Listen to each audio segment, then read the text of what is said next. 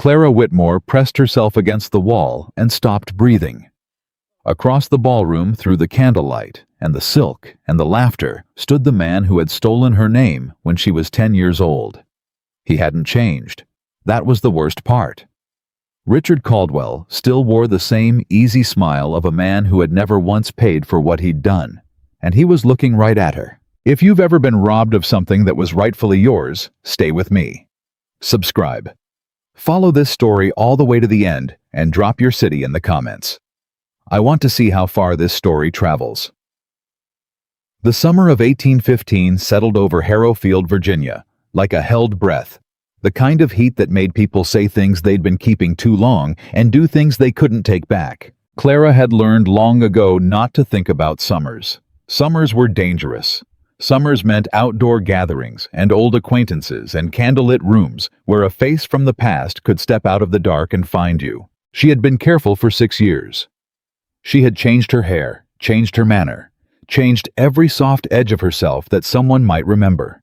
She had become Miss Clara Ashby, traveling companion to Mrs. Dorothea Pembroke, a widow of modest means and considerable stubbornness, who moved through Virginia society like a woman half her age and twice her money.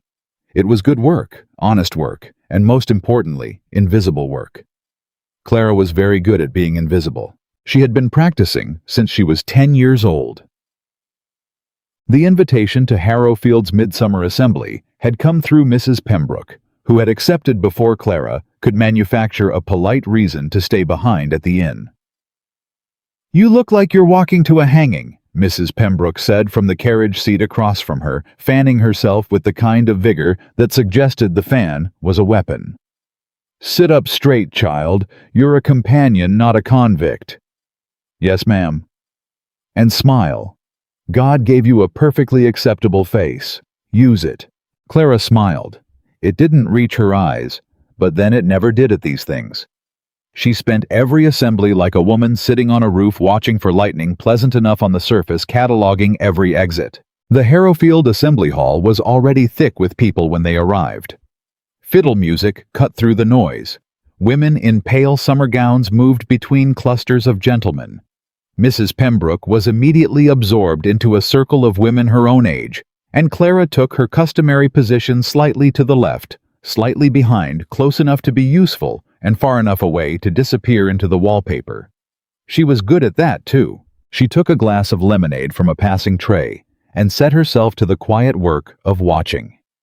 3 gentlemen near the window were arguing about land rights. 2 young women by the fireplace were discussing a man named Harrington with the particular breathless quality that meant money and unmarried. A circuit judge Clara vaguely recognized was laughing too loudly at his own story in the far corner. She catalogued them all. Threat, no threat, no threat, no threat. She had almost relaxed, which she should have known better than to do when she saw the hands. Large hands, thick-knuckled. The left one bearing a heavy signet ring that caught the candlelight and threw it back like a warning. Richard Caldwell's hands. Clara's lemonade glass nearly slipped. She caught it. She set it on the nearest surface with the careful precision of a woman who had learned that any visible trembling would cost her. "Don't look up. Don't look up. Don't look." She looked up. He was standing 20 feet away, laughing with a man in a military coat. His posture exactly as she remembered it, comfortable in every room, as if all rooms had been built for him specifically. His hair had gone gray at the temples. He'd put on weight. He wore his prosperity the way he'd always worn it, like a man who had earned it honestly. He hadn't earned any of it. Clara turned so her back was to him, and she stared very hard at a portrait of a horse on the far wall, and breathed through her nose and counted. 1, 2, 3. Her uncle, Richard Caldwell. The man who had stood beside her father's grave in the summer of 1799 and told her, in a voice full of practiced sorrow, that there was nothing left. No will, no inheritance, no home. The marriage, he'd said gently regretfully, hadn't been legal. Her mother had come from the wrong family, the wrong county, the wrong circumstances. There was nothing to be done. She had been 10 years old. She had believed him. 4, 5, 6. She needed to find Mrs. Pembroke and invent a headache and get out of this hall without Richard Caldwell seeing her face. She was already turning, already moving toward the cluster of older women where she'd last seen her employer, when she walked directly into someone's chest. "Whoa now." The voice was low, unhurried, with the kind of steadiness that suggested its owner was not often surprised. Large hands caught her by the elbows, not grabbing, just steadying the way you'd steady a fence post that had come loose in the wind. Clara stepped back immediately. "I beg your pardon?" "No harm done." He released her at once, which she noticed. Most men didn't. "You all right, miss? You've gone about 3 shades past pale." She looked up. He was tall, not unreasonably so, but enough that she had to adjust. Dark hair cut short, a jaw that had seen some weather. He was dressed well, but not ostentatiously the kind of clothes that said money without screaming it, and he was looking at her with the particular focused attention of a man who had asked a question and actually wanted an answer. Most men at these gatherings didn't look at companions. They looked through them. "I'm perfectly fine," she said. "Excuse me." "Right." He didn't move out of her way, but he didn't block her either.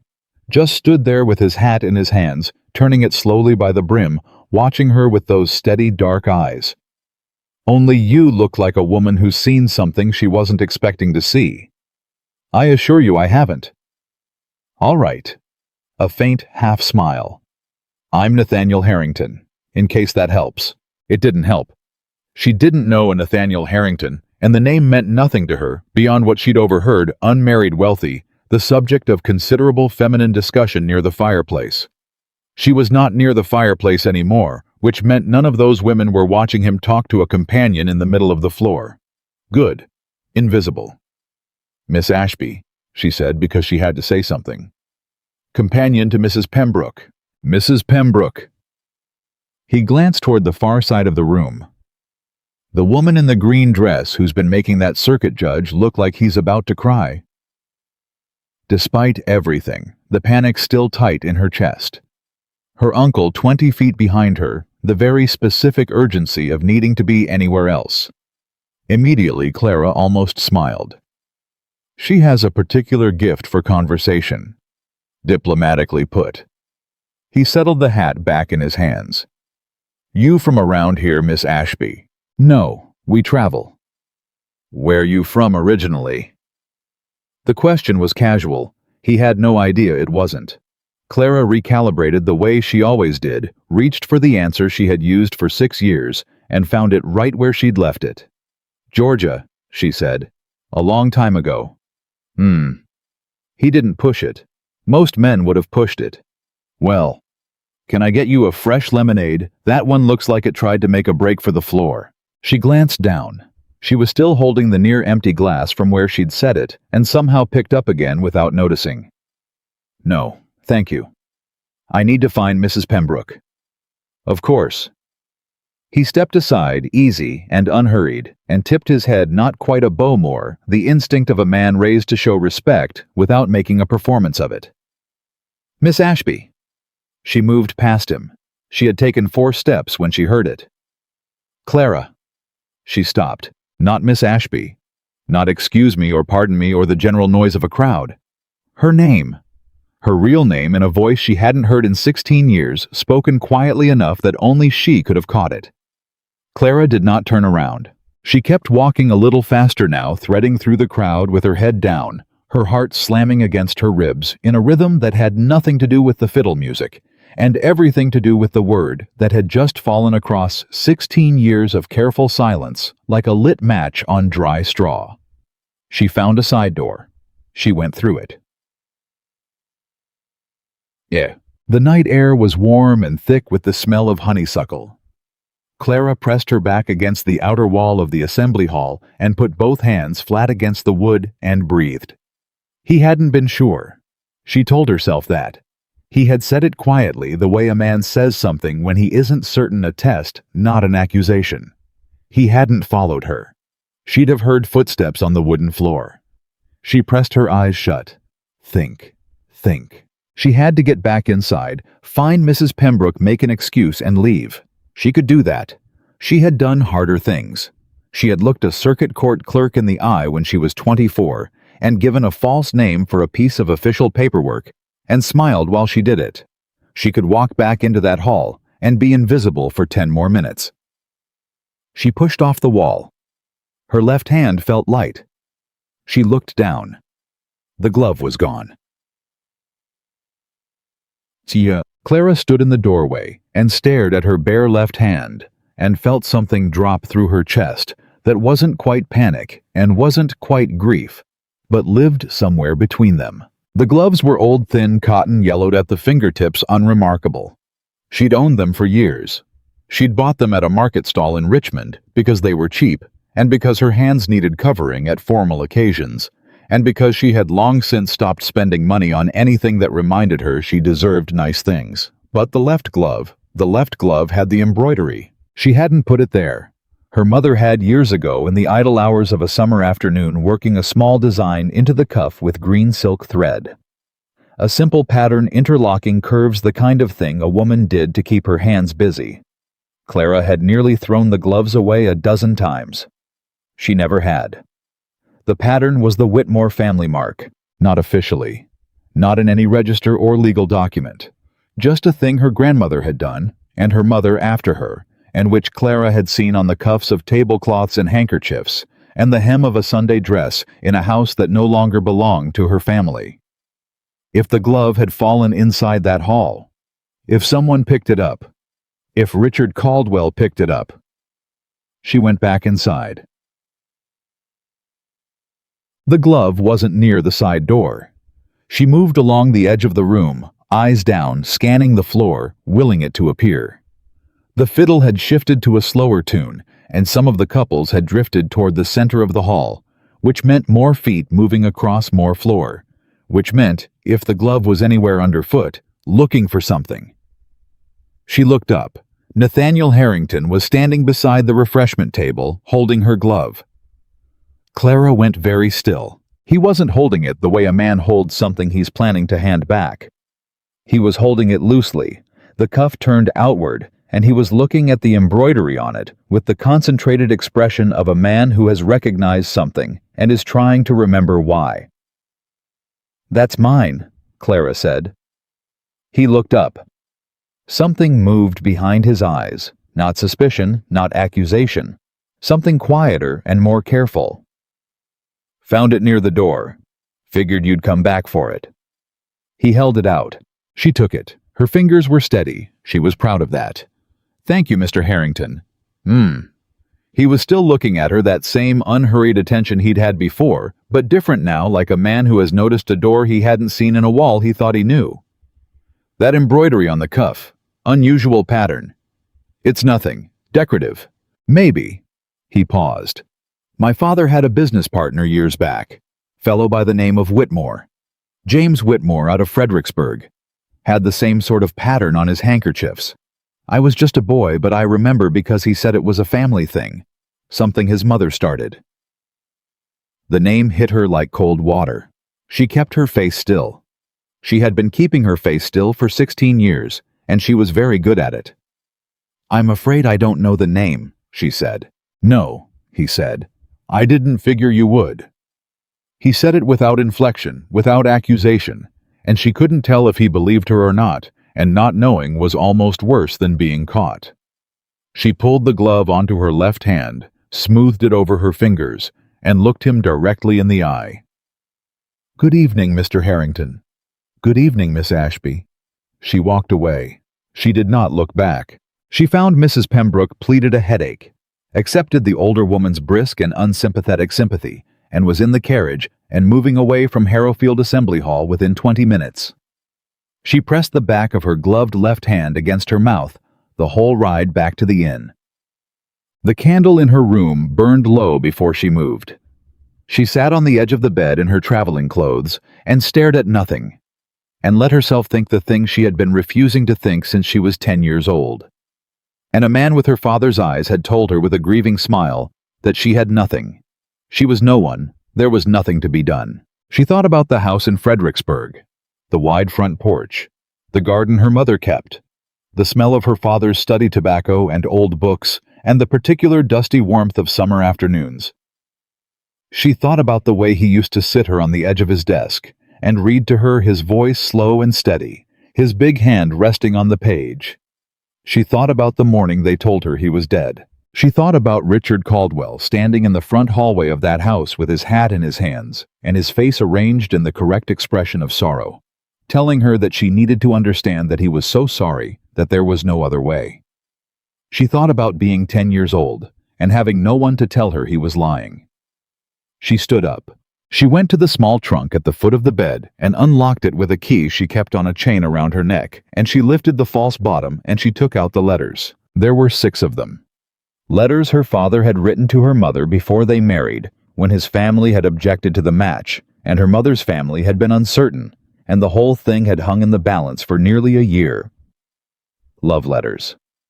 Yes, but also, and this was the thing Clara had figured out at age 22, when she'd read them with adult eyes for the first time, legal documentation of their intentions. He had written specifically about the marriage, about where it would be performed, about the witnesses who would be present, about the fact that his family's objections were noted and irrelevant. They were not proof of inheritance, they were not a will, but they were proof that her parents' marriage had been legal and intentional and witnessed, which meant Richard Caldwell had lied about that specific thing, which meant every argument he had built on that foundation was built on nothing. She needed a will. She had known for 3 years that she needed a will. She had also known for 3 years that she had no idea where one might be, or whether one existed, or whether, even if it did exist, she had any way of getting to it without alerting Richard Caldwell that she was alive and looking. She put the letters back. She locked the trunk. She lay down on top of the coverlet without undressing and stared at the ceiling until it was nearly dawn. Then she thought about Nathaniel Harrington's face when he'd said James Whitmore out of Fredericksburg, not a question, not a statement, something between them offered with both hands and no obligation. She thought about the way he'd held the glove cuff outward like a man presenting evidence. She thought, he knows something. She thought, that is either the best thing that has happened in 6 years or the worst. She wasn't sure yet which. Yeg. She was in the inn's small front room at 7 in the morning, writing a letter to a woman named Eleanor Brooks in Fredericksburg when Mrs. Pembroke came downstairs and found her.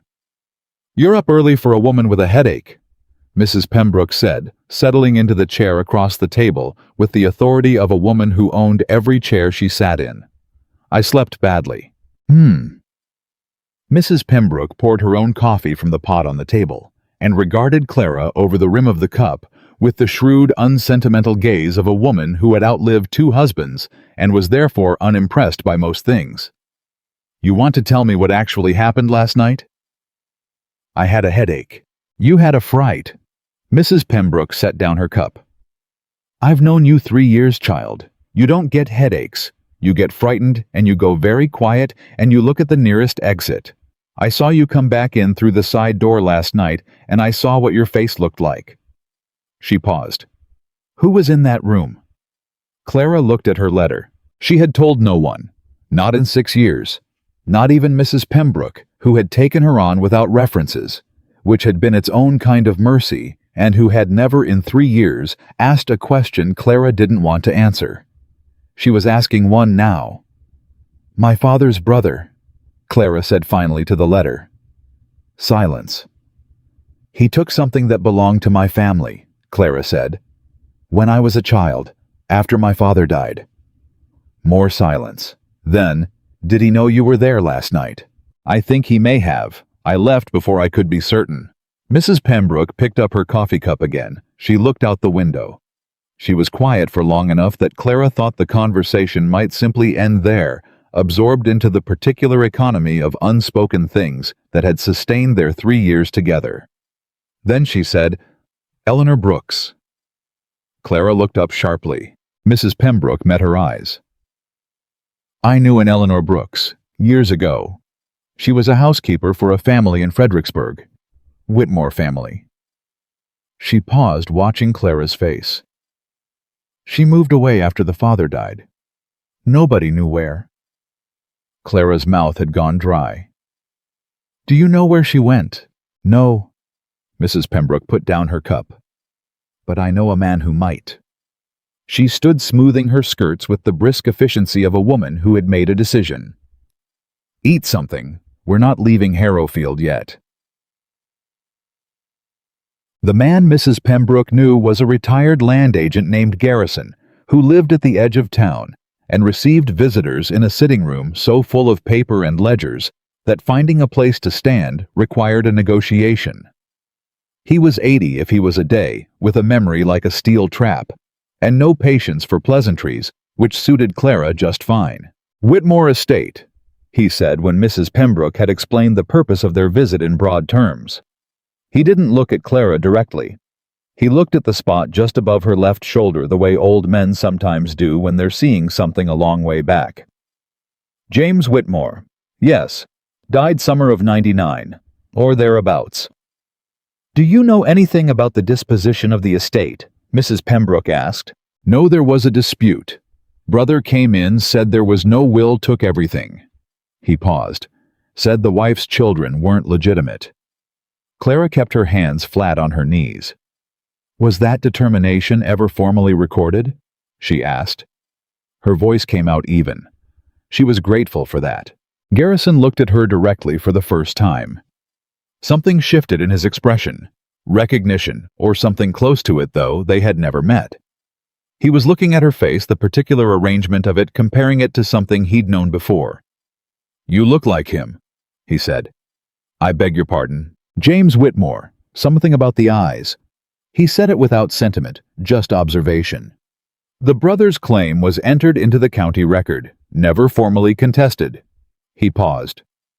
There was talk at the time that Whitmore had made arrangements, a will left with someone he trusted, but it never surfaced. "Who did he trust?" Clara said. Garrison was quiet for a moment. "Brooks," he said. "Eleanor Brooks, his housekeeper. Woman like that in a household like that, she'd have known where everything was kept." Clara looked down at the letter she'd been writing that morning, still folded in her pocket. Eleanor Brooks. She had written the name without knowing whether the woman was alive or dead or findable. It was the right name. She had known it was the right name. She had known it in the back of her chest for years, the way you know a thing you're afraid to confirm, because confirmation means commitment, and commitment means war. She stood up. "Thank you," she said to Garrison. "Don't thank me." He went back to his papers. "Find what you're looking for first. Then see if it's worth thanking anybody for." She was halfway down the lane from Garrison's house when she heard the horse. She turned. Nathaniel Harrington pulled the horse up alongside her with the easy confidence of a man who had grown up on a saddle and was mildly puzzled that other people hadn't. He looked down at her with the same unhurried attention he'd had the night before, which she was beginning to think might just be his face. "Miss Ashby," he said. "Mr. Harrington." "Heading somewhere?" "Back to the inn. Long way on foot." He glanced ahead, then back at her. "I won't make you ride if you'd rather not. Just wanted to say that conversation last night." She waited. "James Whitmore's daughter," he said. Not a question. She kept her face still. "I don't know what you mean." "Yes, you do."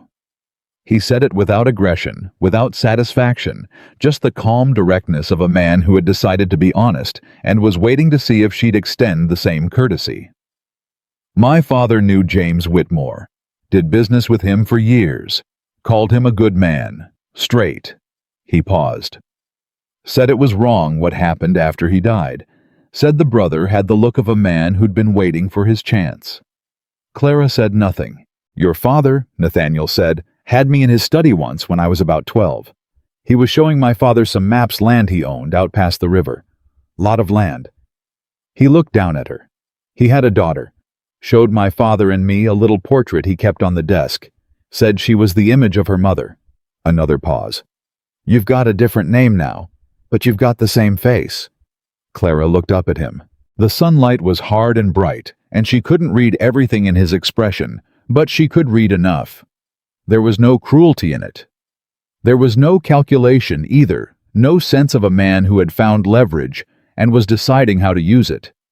He just looked like a man standing in the middle of the road, having said a true thing, waiting. "What do you want, Mr. Harrington?" she asked, because she had learned to ask that first. He thought about it. That surprised her. Most men didn't actually think about it. "My father's business with yours was never settled," he said. "There was an outstanding agreement, informal but real. If Whitmore land was wrongly taken—" He paused. "My father would have wanted that wrong put right. I reckon I feel about the same." "That's not an answer to my question." A faint tightening at the corner of his mouth, something between a grimace and a smile. "No, it's not."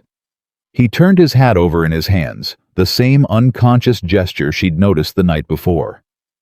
"I don't want anything that belongs to you, Miss Whitmore. I never have.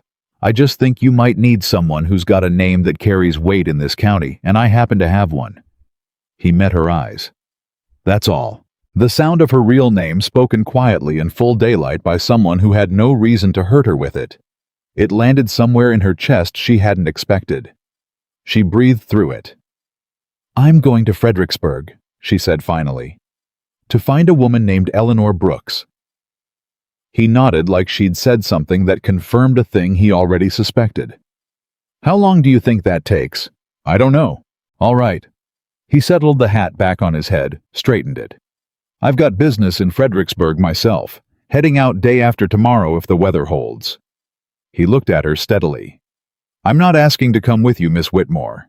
I'm telling you where I'm going, and that if our roads happen to run the same direction, I'll ride at whatever distance you prefer." She looked at him for a long moment. She thought about being 10 years old. She thought about trust, and what it had cost her the last time she'd extended it to someone who had her father's face and her father's name, and none of her father's intentions. She thought about Garrison saying the brother had the look of a man who'd been waiting for his chance. She thought about Richard Caldwell's voice across a crowded ballroom saying her name. "Day after tomorrow," she said. "Day after tomorrow." He agreed. He touched the brim of his hat, reined the horse around, and rode back toward town without looking back. Clara stood in the middle of the lane and listened to the hoofbeats fade and thought, "Either this is the beginning of getting my name back, or it's the beginning of losing everything I have left." She started walking toward the inn. She had a letter to finish. The letter to Eleanor Brooks came back in 4 days. Clara had not expected a reply at all. She had written it the way you write to the dead, carefully, fully, without real hope. Because sometimes the act of writing is the only honest thing left to do when you can't sleep and the candle's burning low and you've spent 16 years practicing patience that has finally run out. The reply was 3 lines. "I have been waiting for you to write. Come to Culpeper. Come alone. Tell no one your real name before you arrive. E.B." Clara read it twice, standing at the inn's front desk with the envelope still open in her hands, and then she folded it and put it in her pocket and walked back upstairs and sat on the edge of her bed and allowed herself for approximately 45 seconds to feel something she hadn't felt in a very long time. Then she stood up and started packing. Mrs. Pembroke found her pulling clothes out of the wardrobe with the focused efficiency of a woman who has made a decision and doesn't intend to be argued out of it. "You heard back," Mrs. Pembroke said. It was not a question. "She's in Culpeper." Culpeper. Mrs. Pembroke settled into the chair by the window, which she did whenever she was preparing to be immovable. "That's 2 days' ride." "I know." "And Harrington's heading to Fredericksburg the day after tomorrow." Clara folded a traveling dress. "I know that too. Culpeper's not far off that road." Mrs. Pembroke picked up her knitting from the side table, which meant she was settling in for a longer conversation than Clara was planning to have. "I suppose you'll tell him." "I'll tell him I need to stop in Culpeper. Nothing more." The knitting needles clicked. "Child." Clara looked up. Mrs. Pembroke was watching her with an expression Clara had never quite been able to categorize in 3 years. Not maternal, not pitying, something older and more practical than either. "A man who already knows your real name and hasn't used it against you yet," she said, "is either trustworthy or very patient. Those aren't mutually exclusive." "No." Mrs. Pembroke agreed. They're not. She went back to her knitting. Just make sure you know which one he is before you need to find out the hard way. Nathaniel Harrington was exactly where he said he'd be, at the east edge of town. At the time he'd said he'd be there with a horse that was considerably better than the road deserved, and a second animal saddled and waiting behind him. Clara stopped walking. He looked at her, then at the second horse, apparently reading her expression correctly. Mrs. Pembroke asked me last night if you'd be needing a mount. I said I reckoned you might. She had no right to. She said you'd say that. A pause. She also said to tell you she's taking the carriage to visit her sister in Charlottesville, and she'll meet you in Richmond in 3 weeks. He held out the reins. Her words were, "Tell Clara she is not a martyr. She is a woman with a horse problem, and I've solved it." Clara looked at the horse. She looked at Nathaniel. She took the reins. I need to stop in Culpeper, she said, swinging up into the saddle with the practice of someone who'd spent years traveling without carriages. Before Fredericksburg. All right. It may take a day, possibly 2. I've got time. She settled herself, adjusted her grip. You're not going to ask why? He considered this. Were you planning to tell me no? Then asking seems like a waste of both our mornings. He turned his horse north. Culpeper first. Clara watched his back for a moment, the straight, unhurried set of his shoulders, the ease of a man who had agreed to something without needing to own it, and then she fell in beside him. They rode in silence for a while, which suited her fine. She had spent most of her life in silences that other people found uncomfortable, and she had learned to live inside them like furniture, useful and unobtrusive. After maybe an hour, he said, "You were born in Fredericksburg." "Yes." "Lived there until you were 10. "Yes." "Then your father died, and your uncle took everything and gave you a new name." "That's a very efficient summary," Clara said, "of 16 years. I'm not trying to be efficient. I'm trying to understand what I'm riding into." He glanced at her sideways. "Richard Caldwell's been in Fredericksburg for most of those 16 years. He's built himself a considerable position. Friends in the county seat.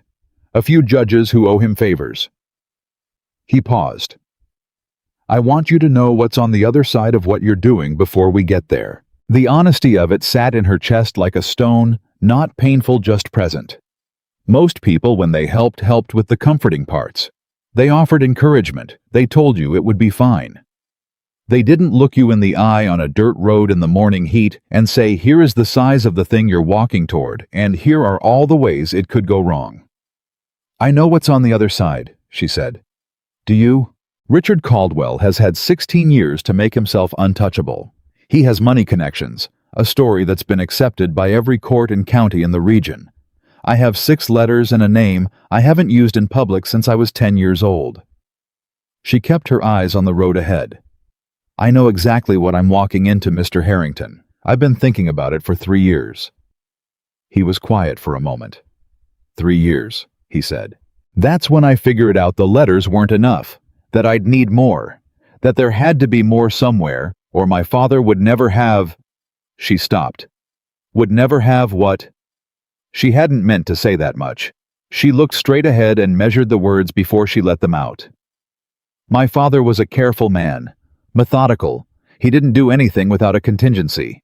If he'd made a will and only kept one copy somewhere Richard could reach it, that wouldn't have been like him." Nathaniel was quiet for a long moment. Then, he'd have left it with someone he trusted. "Yes." "Eleanor Brooks." She didn't answer. She didn't need to. He didn't push it. He just nodded once like a man checking something off a mental list and went back to watching the road, and Clara thought, all right. Maybe Mrs. Pembroke is right about some things.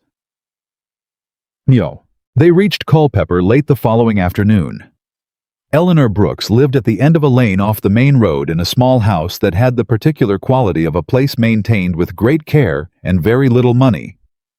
The kitchen garden was immaculate. The porch steps had been recently repaired. The window boxes had flowers in them. Practical flowers, herbs. Mostly the kind you grew because they were useful, not because they were pretty, Clara dismounted before Nathaniel could say anything and handed him her reins. "I need to go in alone," she said. He took the reins without argument. "I'll be here." She walked up the porch steps. She knocked. The woman who opened the door was older than Clara had imagined, 70, perhaps more, with the kind of face that had once been handsome and had aged into something better. She looked at Clara for a long moment without speaking. Her eyes were sharp and dark and moved over Clara's face the way Garrison's had, looking for something, finding it. Then Eleanor Brooks pressed her hand over her mouth and made a sound that was not quite a word. "It's all right," Clara said, which was almost certainly a lie. "May I come in, Chimp?" The conversation lasted 2 hours. Eleanor sat across from Clara at the kitchen table with her hands folded in her lap and told the story from the beginning, which Clara had not asked for, but which Eleanor apparently needed to give. She told it steadily in a low voice, with the particular composed grief of a woman who had carried something a very long time and finally had someone to set it down in front of. James Whitmore had known he was ill 4 months before he died. He had not told his wife Clara's mother had died 2 years earlier of a fever, a fact so painful that Clara noticed Eleanor's voice changed slightly when she said it became more careful. He had spent those 4 months getting his affairs in order, with the methodical precision his daughter had described on a dirt road that morning. He had written a will. He had had it witnessed by 2 men, his minister, a Reverend Horace Crane, and a neighbor named Abel Pruitt, who had since moved to Kentucky, but whom Eleanor believed was still living. He had left the estate, the land, the accounts, and every material thing in equal parts to Clara, referred to by full legal name, with her mother's name, and the date and county of their marriage specified in careful detail. He had given the will to Eleanor for safekeeping because he had understood with a clarity that had cost him considerable peace in his final months that Richard was the kind of man who found things he was looking for. "He told me," Eleanor said, "that if Richard contested the marriage, I should bring the will forward. He said the witnesses would confirm it. He said it would be simple." She stopped. Her hands tightened in her lap. What he didn't know was that Richard moved faster than any of us expected. Within 2 weeks of the funeral, he had everything. The house, the accounts, the deed to the land.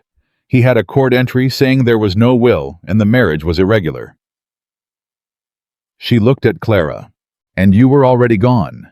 "He sent me away the same week," Clara said. "I know. I tried."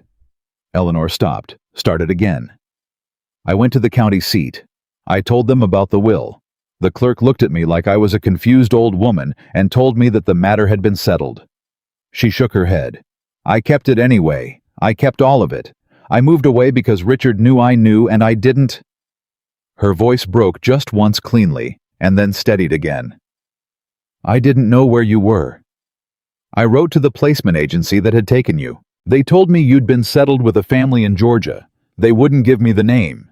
Clara looked down at the table. She thought about a 10-year-old girl in Georgia waiting for someone to come. She thought about the particular way hope dies in children, not all at once, but slowly, like a candle burning down, and the moment you realize the room has gotten darker, and you don't know exactly when it happened. "You kept the will," she said. "Yes." Eleanor stood. She moved to the fireplace to a loose stone in the hearth that Clara would not have found in a month of searching, and she worked it free with the practiced ease of someone who had checked on it regularly for 16 years. Behind it was a tin box. She brought it to the table and set it down in front of Clara. "Everything," she said. "The will, the witness signatures. 2 letters your father wrote to me in his last month asking me to keep faith." She touched the box with one hand briefly, then pulled back. "And one other thing." Clara looked at her. "He knew Richard would attack the marriage," Eleanor said. "So he had the minister write out a formal account of the ceremony. Date, county, names of everyone present." She met Clara's eyes. "Reverend Crane signed it and sealed it, and your father put it in that box himself."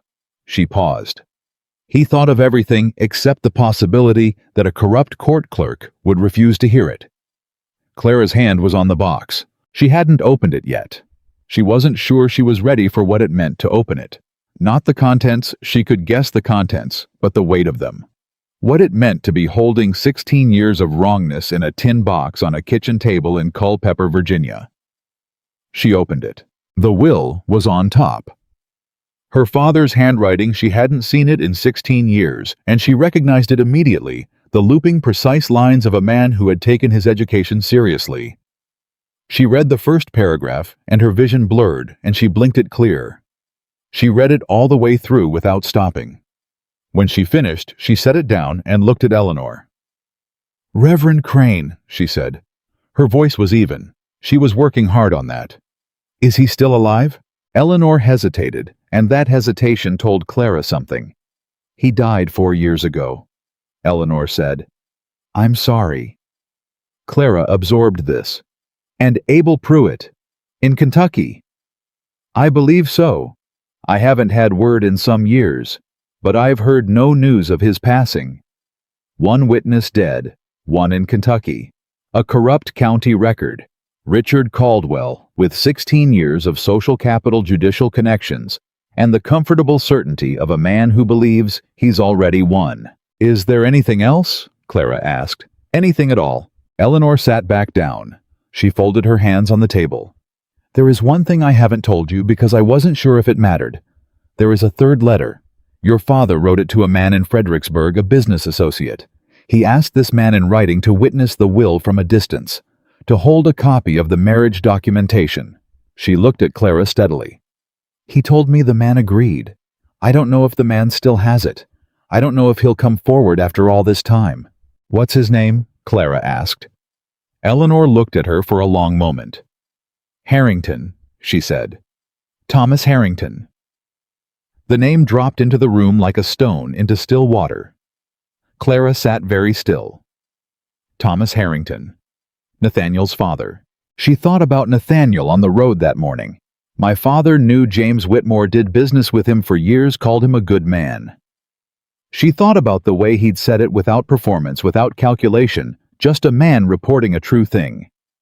She thought about my father would have wanted that wrong put right. She had thought these last 2 days that Nathaniel Harrington was offering her help because he was a decent man, who had recognized an injustice. She had not considered that he might already know the shape of the injustice precisely. She stood up. "Thank you," she said to Eleanor, "for keeping faith." The words felt inadequate for 16 years of it, but Eleanor seemed to hear what was behind them because she stood too and put both her old hands around one of Clara's and held on for a moment.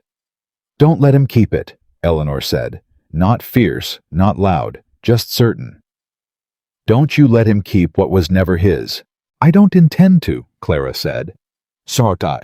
Nathaniel was still where she'd left him, sitting on the mounting block outside the lane, turning his hat over in his hands with the patience of a man who has learned to wait without needing to fill the silence with noise. He looked up when she came out. He read her face the way he'd been reading it since the assembly hall, quickly, carefully, without commentary. "You have it," he said. "Yes." She stopped in front of him. She looked at him directly, the way she'd been taught never to do when she was trying to be invisible, the way she had avoided doing with everyone for years, because visibility was expensive and she had learned not to afford it. "My father left a copy of the marriage documentation with Thomas Harrington." Something moved behind Nathaniel's eyes. Not surprise, something older. "You already knew," she said. He didn't insult her by pretending. "My father told me before he died. He said if a woman ever came asking about James Whitmore, I should help her in any way she needed." He paused. "He also said he'd kept the letter your father sent him and everything in it in a locked box in his study. It passed to me with the estate." Clara looked at him. She thought about trust. She thought about what it had cost her every time she'd miscalculated it. She thought about Mrs. Pembroke's voice, a man who already knows your real name and hasn't used it against you yet. "Why didn't you tell me this at the beginning?" she asked. "Because you didn't ask." He held her gaze. "And because I reckoned you'd had enough people making decisions about what you needed to know." The honesty of it hit her somewhere she didn't expect. She breathed through it. "I need to get to Fredericksburg," she said. "I know. And I need to find Abel Pruitt in Kentucky. I know someone who can reach him. A letter'll take time, but it can be done. And Richard Caldwell is going to find out I'm alive and looking, if he doesn't already know. Probably. Nathaniel stood, settled his hat. Then we'd better move faster than he does. Clara thought about the tin box under her arm. The will, the minister's account. Her father's handwriting. 16 years of kept faith in a container small enough to carry in one hand. She thought about Eleanor's hands around hers. She thought about the particular sound her father's voice had made when he read to her on summer afternoons in a study that didn't belong to anyone else yet. She had a will. She had documentation. She had a witness who might be found, and a letter in a locked box in Nathaniel Harrington's study that she hadn't seen yet, but that her father had put there with his own hands on purpose for exactly this moment. She had been waiting 16 years for a moment to be exactly this. She was done waiting. "Then let's ride," she said. They made good time toward Fredericksburg, pushing harder than the road required, stopping only when the horses needed it. Nathaniel didn't talk much, and neither did she, which she had decided was one of his better qualities. They were an hour out from the city when he pulled his horse to a stop. She pulled up alongside him and followed his gaze. Ahead, where the road narrowed between two stands of old trees, a man on a gray horse sat waiting. Not a farmer, not a traveler. He was dressed too well and sitting too still, and he was looking at them with the flat professional attention of a man who had been sent to look. Clara knew before anything else happened, before the man spoke, or moved, or tipped his hat, that Richard Caldwell already knew she was coming. The man rode forward. "Miss Ashby," he said, and the name landed wrong like a key in the wrong lock. "Miss Clara Ashby, I have a message for you." He held out a folded letter. Clara did not take it. "From whom?" she said. The man smiled the practiced, neutral smile of a messenger who has been paid not to have opinions. "From Mr. Richard Caldwell of Fredericksburg," he said. "He says he'd be glad to speak with you at your convenience. He says—" The man glanced at the letter as if refreshing his memory, though Clara suspected he had rehearsed this. "He says that family matters are best settled quietly, and that he has a proposal he believes you'll find reasonable." Nathaniel said nothing. He sat very still on his horse, slightly ahead and to Clara's left, and she was aware of him, the way she'd become aware of most things she decided to trust, carefully, peripherally, without letting herself look too directly at it. She looked at the messenger. "Tell Mr. Caldwell," she said, "that I've received his message." "And?" The messenger waited. "That's all." She looked at him steadily. "I've received it." The messenger held her gaze for a moment, then nodded, touched his hat, and rode back the way he'd come. Clara watched him go. The trees were still. The road was quiet. In the tin box under her arm, her father's handwriting waited patient, as it had been for 16 years. She thought, he's frightened. Frightened men make offers. Frightened men send messengers instead of coming themselves.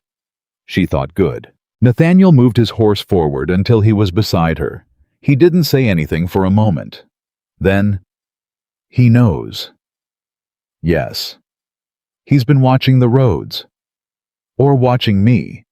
Since the assembly hall. She kept her eyes on the empty road ahead. He said my name that night. Quietly, but he said it. He wanted to see if I'd react. "And you ran." "I left," she said.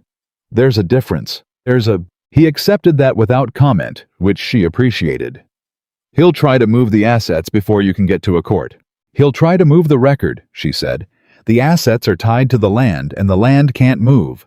But if he can get the county records amended again, if he can find a way to make the documentation, I have look forged before I can get anyone credible to look at it." She stopped. She'd been thinking about this for 3 years. She knew exactly what he could do, and she had answers for most of it except the timing. The timing was the thing she couldn't control. Nathaniel had gone quiet beside her. The particular quality of his quiet had changed, she'd noticed in the last 2 days. There was a thinking version and a watching version. This was the thinking version. "My father's letter," he said. "The one in the locked box in Fredericksburg." "Yes." "If Richard gets into that house before we do—" "I know." He looked at her. "We need to ride hard." "I know that too. He didn't say anything else. He put his heels to his horse. Clara matched him stride for stride, the tin box pressed close to her side, the road opening up ahead of them into the long golden light of late afternoon Fredericksburg, and everything waiting there at the end of it. She thought about her father's handwriting. She thought about a 10-year-old girl who had believed a lie because she was 10 years old and alone and had no one to tell her otherwise. She thought about Eleanor's hands and the word faith, and what it meant to keep something for 16 years, on behalf of someone you didn't know was still looking. She rode. They reached Fredericksburg as the evening lamps were being lit in the windows. Nathaniel took them not to a hotel, but directly to his father's house. His house now a substantial place on the north end of the main street that had the look of somewhere money had been made practically rather than displayed. He dismounted at the gate and looked up at the house for a moment with an expression Clara couldn't entirely read.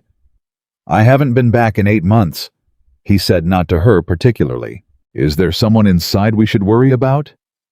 "Old housekeeper named Bates. She won't be a problem." He opened the gate. "The study's at the back. That's where the box is."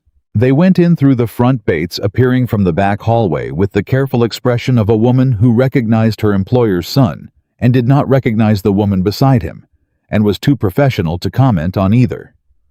Nathaniel greeted her with the easy courtesy of someone who had grown up in houses like this, and introduced Clara as Miss Ashby, his traveling companion's associate, which was vague enough to be defensible and specific enough to forestall questions. The study was at the back of the house, as he'd said, a room that smelled of old paper and leather, and something chemical that might have been the ink his father used. The locked box was in the desk drawer. Nathaniel unlocked it with a key from his watch chain, which meant he'd been carrying it, which meant he'd known for some time he might need it, which Clara filed away and didn't comment on. He opened the box and looked inside. Then he looked at her with an expression that was not relief exactly, but something adjacent. "It's here," he said. He lifted out a sealed envelope. Her father's name was on the outside in handwriting she didn't recognize, Thomas Harrington's, she assumed. Beneath it, her father's own hand. Nathaniel held it out to her. She took it. She broke the seal carefully, the way you handle something that has been waiting a long time, and unfolded 2 sheets. The first was Thomas Harrington's letter, written the same week as her father's will, confirming that he had been present at the signing, that he could attest to the witnesses named, that the marriage of James Whitmore and Catherine Ellery in the spring of 1786 was a legal and witnessed union of which he had personal knowledge. The second was in her father's handwriting. It was addressed to her. "My dear Clara, if you are reading this, then you have found your way back. And I am gone. And Richard has done what I was afraid he would do. I am sorry for all of it. I am sorry I did not move faster. I am sorry I trusted that the law would hold and the right people would speak. But you are here, and that means you did not give up, and that is the only thing that matters to me now. Your name is Clara Ann Whitmore. You were born in the spring of 1789 in Fredericksburg, Virginia. You are your mother's daughter and mine, and everything I had is yours, by right, by law, and by love. Don't let him keep it." Your father, Clara, stood at Thomas Harrington's desk in Thomas Harrington's study, with the letter in her hands and the tin box on the desk in front of her, and she breathed once slowly, and did not let her eyes blur. She read the last line again. Don't let him keep it. Eleanor had said the same thing, in the same words, which meant her father had said it to Eleanor too, which meant it was the last thing he said to everyone he trusted before he ran out of time. She folded the letter. She put it with the will, with the minister's account, with the 6 letters she'd carried for 6 years. She looked up at Nathaniel, who was standing across the desk watching her with the careful, respectful attention of a man who understands that some moments require witness and not commentary. "I need a lawyer," she said, "a good one, one who isn't already in Richard Caldwell's pocket." "I know one," Nathaniel said. "His name's Aldous Whitfield. He's in Richmond, not Fredericksburg, which means Richard hasn't had time to get to him." He paused. "He's thorough, he's honest, and he owes me nothing, which is the most important thing. Can you reach him by tomorrow?" "I can send a rider tonight." Then send one. Clara straightened. She picked up the tin box and set it under her arm. And we need to move these documents somewhere Richard Caldwell can't access them. I have a bank in Richmond, Nathaniel said. Vault. Trust manager I've used for years. He paused. We can ride at first light. No, Clara said. We ride tonight. He looked at her. Something shifted in his expression. Not surprise she'd noticed, he didn't surprise easily, but something like recognition, like a man who has just confirmed a thing he already suspected. Tonight, he agreed. From somewhere in the front of the house a door opened. Bates appeared in the study doorway, her expression carrying the careful neutrality of a woman delivering news she suspects will not be well received. Begging your pardon, she said, there's a man at the front gate asking for Miss Ashby. Clara and Nathaniel looked at each other. What kind of man? Nathaniel said. Mr. Caldwell's kind, Bates said. 2 of them, actually. They say they'll wait. Clara looked at the documents under her arm. She looked at the door. She thought about her father's handwriting, about, don't let him keep it, about 16 years of careful silence running right up to this room, this desk, this moment. She thought he sent men to wait. He still doesn't want to come himself. She thought good. That's fear. Keep him afraid. Tell them, she said to Bates, that Miss Ashby has already left. Bates looked at her, then at Nathaniel, then back at her. Yes, Miss Ashby, she said, with the precise inflection of a woman who has spent a long life knowing when not to ask questions. She went back down the hall. Clara was already moving toward the back door. Nathaniel was 2 steps ahead of her, already reaching for his coat. They went out the back. Nathaniel had the horses saddled and ready in under 10 minutes, which told Clara he'd been thinking about this possibility longer than tonight. He didn't explain, and she didn't ask. She held the tin box against her chest and watched the dark line of the front gate while he worked, and she listened, and the 2 men Richard had sent didn't come around the side of the house, which meant Bates had delivered the message, and they had believed it, or were choosing to wait. Either way, she and Nathaniel were gone before it mattered. They rode south toward Richmond in the dark, pushing harder than was comfortable on an unlit road, and Clara kept her eyes forward and her grip on the tin box steady, and thought about her father's handwriting and the word faith, and what it cost to keep both of those things for 16 years without being sure anyone was coming. She had been sure. That was the thing. Even at her lowest, even in Georgia at age 14 doing laundry in someone else's house trying to remember the smell of her father's study. She had been sure that the truth existed somewhere. She had just not known where. Now she was riding toward Richmond in the dark, with it under her arm, and Richard Caldwell's men were sitting at a gate half a mile behind her, and somewhere in Kentucky there was a man named Abel Pruitt who had signed his name to her father's will 26 years ago, and didn't yet know he was about to be the most important person in Virginia. "How fast can your rider reach Whitfield?" she asked. "Already sent him before we left," Nathaniel said. She looked at him. "I told Bates before we went to the study," he said. "She had a boy ready." He glanced at her sideways. "I wasn't going to wait until after to find out we needed him urgently." Clara thought about this. About a man who moves 2 steps ahead without making you feel managed. About the difference between that and control. "Thank you," she said. "Don't thank me yet," he said. "Thank me when Whitfield agrees to take the case." Aldous Whitfield met them in Richmond the following morning. He was a compact, precise man in his mid-50s, who wore the expression of someone who had spent 30 years hearing impossible stories and had learned to evaluate them without drama. He had a small office above a dry goods store which Clara found reassuring. A man with an expensive office in a courthouse building had too many relationships to protect.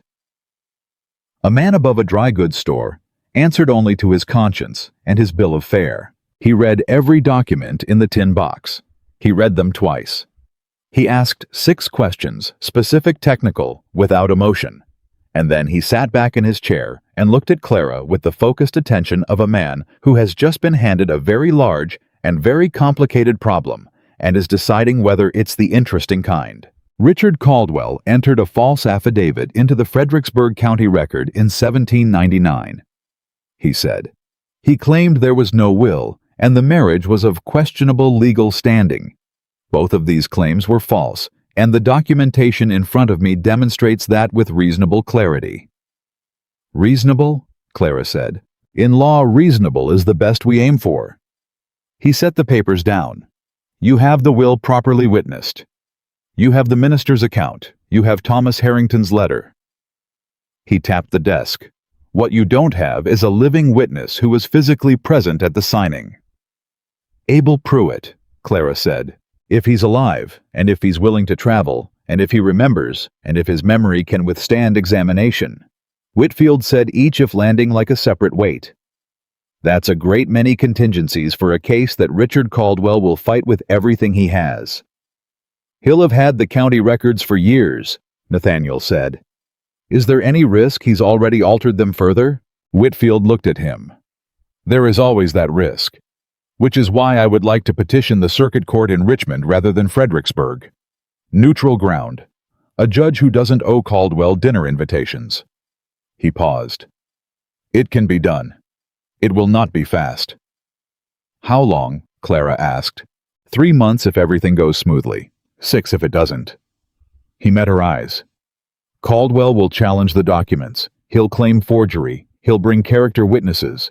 Question your identity. Question your mother's background. Every argument he used in 1799, he'll use again because they worked then, and he'll believe they'll work now. They won't, Clara said. No, Whitfield said. And for the first time, something moved in his expression that was not entirely professional, something that looked briefly like conviction. They won't, but you need to be prepared for him to make them loudly. He looked at the documents one more time. Then he extended his hand across the desk. I'll take the case, Miss Whitmore, he said. Clara shook it. She thought 1 step. That was 1 step. There are 100 more. She thought good. I've been walking for 16 years. I know how to take steps. Pisset. The letter to Abel Pruitt went out that afternoon, written by Whitfield with legal precision and signed by Clara with her real name for the first time in a formal document since she was 10 years old. She held the pen over the paper for a moment before she wrote it. Just a moment. Then she wrote it. Clara Ann Whitmore. The ink dried, and she looked at the name and thought, there you are. I've been looking for you. Dijon. 3 weeks passed. She moved into a boarding house on the east side of Richmond. Respectable quiet, run by a widow named Mrs. Alcott, who asked no questions beyond whether you intended to pay on time. She did. She found work copying legal documents for a firm on the main street, which was tedious, and paid modestly and kept her close to Whitfield's office, which was the point. She learned the rhythms of the legal district. She learned which clerks were thorough and which were lazy, and which were susceptible to a well-placed dinner invitation from a man with money and connections. Nathaniel had rooms at a hotel 2 streets over.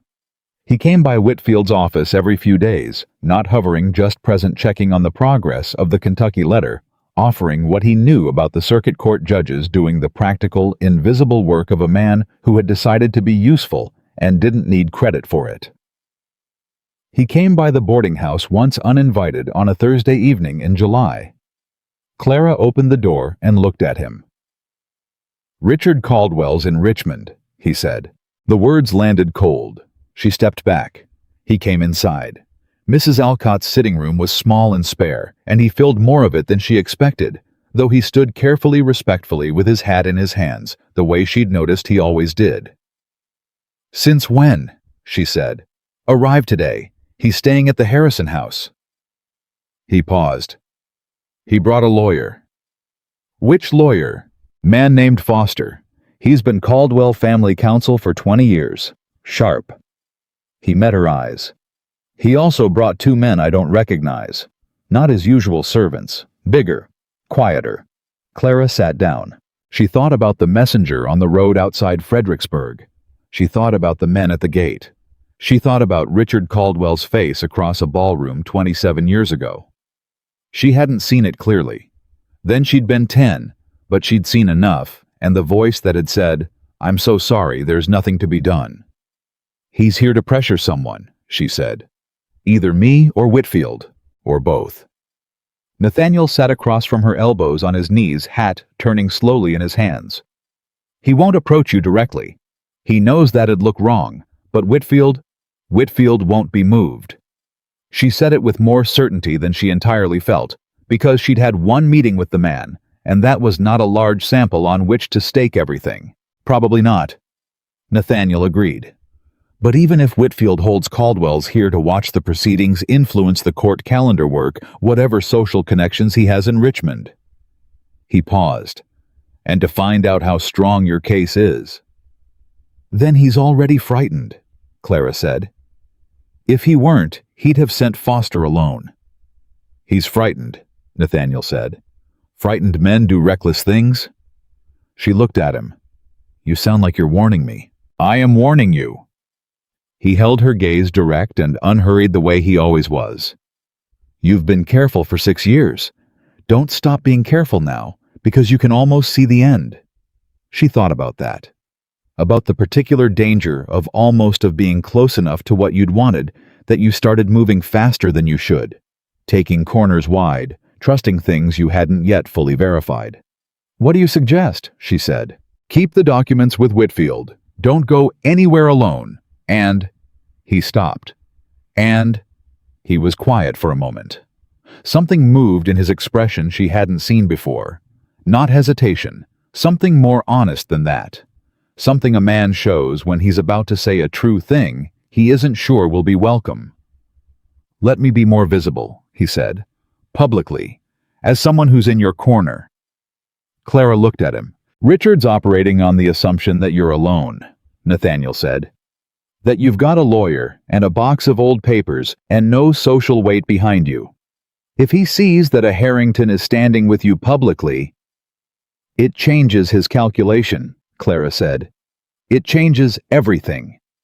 He paused. "I know that's asking you to be seen.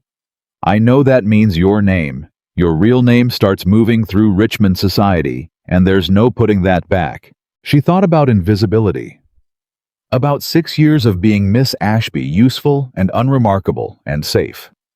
About the particular exhaustion of being safe in a way that cost you everything else. She thought about her father's handwriting. "You are your mother's daughter and mine." "I've been invisible long enough," she said.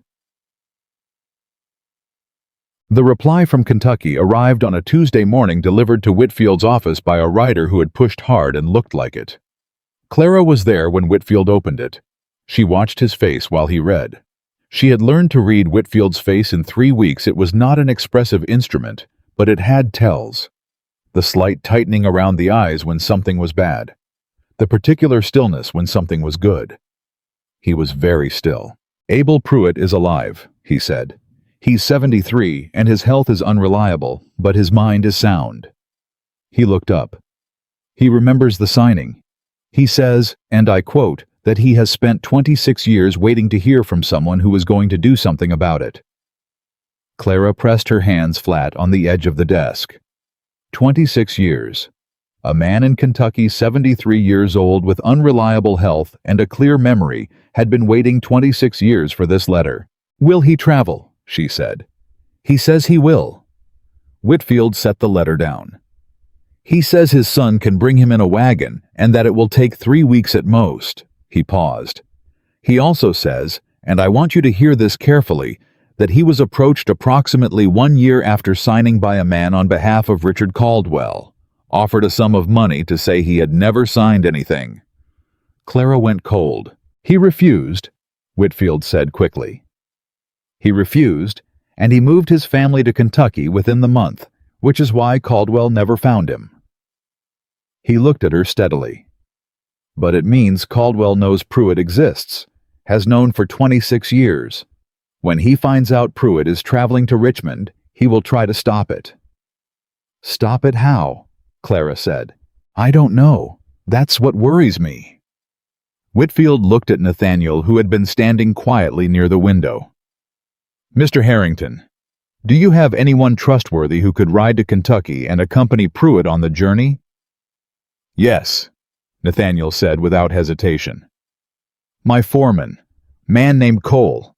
He's traveled harder roads than that, and he doesn't rattle. Send him today, Whitfield said. Nathaniel was already reaching for the door.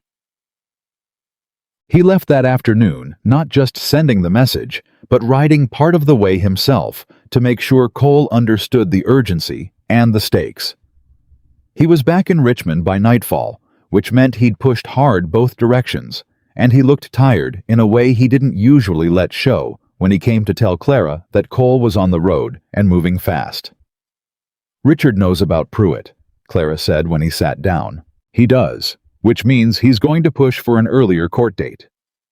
He rubbed the back of his neck, a gesture she'd started to recognize as the one he used when he was thinking through a problem he didn't like the shape of. If the case is heard before Pruitt arrives, then we go into court without our living witness. She'd already thought this through the way she thought everything through all the way to the worst version first, then back out. Can Whitfield delay? He can try. But Foster's going to be pushing the other direction, and Foster's been practicing in this circuit a lot longer than Whitfield. Nathaniel looked at her. There's something else. She waited. I had dinner tonight with a man named Beaumont. He's a land assessor, knows the county records across the whole region. He paused. He told me something that wasn't asked for and wasn't offered lightly. Tell me. Richard Caldwell has been selling parcels of the Whitmore land, Nathaniel said. Quietly. A few acres here, a few there over the last 3 years. Not enough to draw attention, enough to move the money. Clara was very still. He's been liquidating the estate, she said. Slowly, carefully. Nathaniel met her eyes. If this goes to court and he loses, he wants to make sure there's as little land left to restore to you as possible. So he started early. The deliberateness of it hit her harder than she expected. Not the theft, she had known about the theft for 16 years. But the planning, the years of it. The careful, patient, methodical dismantling of something her father had built piece by piece, so that even if she came back, there'd be less and less to come back to. She stood up. She walked to the window and stood there with her back to Nathaniel for a moment, and breathed, and let herself feel the full weight of it, the rage and the grief and the long exhaustion of it. And then she breathed it out again, because she didn't have time for any of those things right now. She could feel them later. She'd felt them for 16 years. She knew exactly where to find them. Can Beaumont testify to that? She said without turning. He's willing. A pause. He called Caldwell a thief to my face, which is a strong indicator of his leanings. Clara turned back around. This changes the case, she said.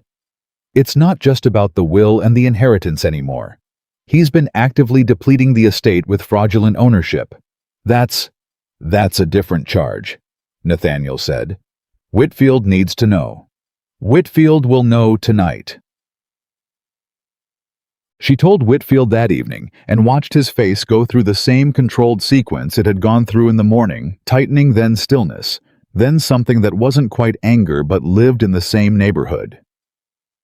He's been selling the land, Whitfield said in the tone of a man confirming a thing he suspected. 3 years of it. Which means we can add fraudulent disposition of assets held under false pretense. He was quiet for a moment. Miss Whitmore, I want to ask you something, and I want you to answer honestly. All right. Richard Caldwell is going to mount the most aggressive defense he can. He is going to attack your mother's legitimacy, your birth, your credibility, and your character. He is going to find every person who knew you as Clara Ashby and use that name change against you. He looked at her steadily. When you stand in that courtroom, and you will need to stand in that courtroom and speak for yourself. Are you prepared for that? Clara thought about being 10 years old. She thought about the front hallway of the house in Fredericksburg, and Richard Caldwell's face arranged in practiced grief, and the word, nothing said with a sorrowful shake of his head. She thought about 16 years of keeping her face still, and her voice even, and her hands flat on her knees.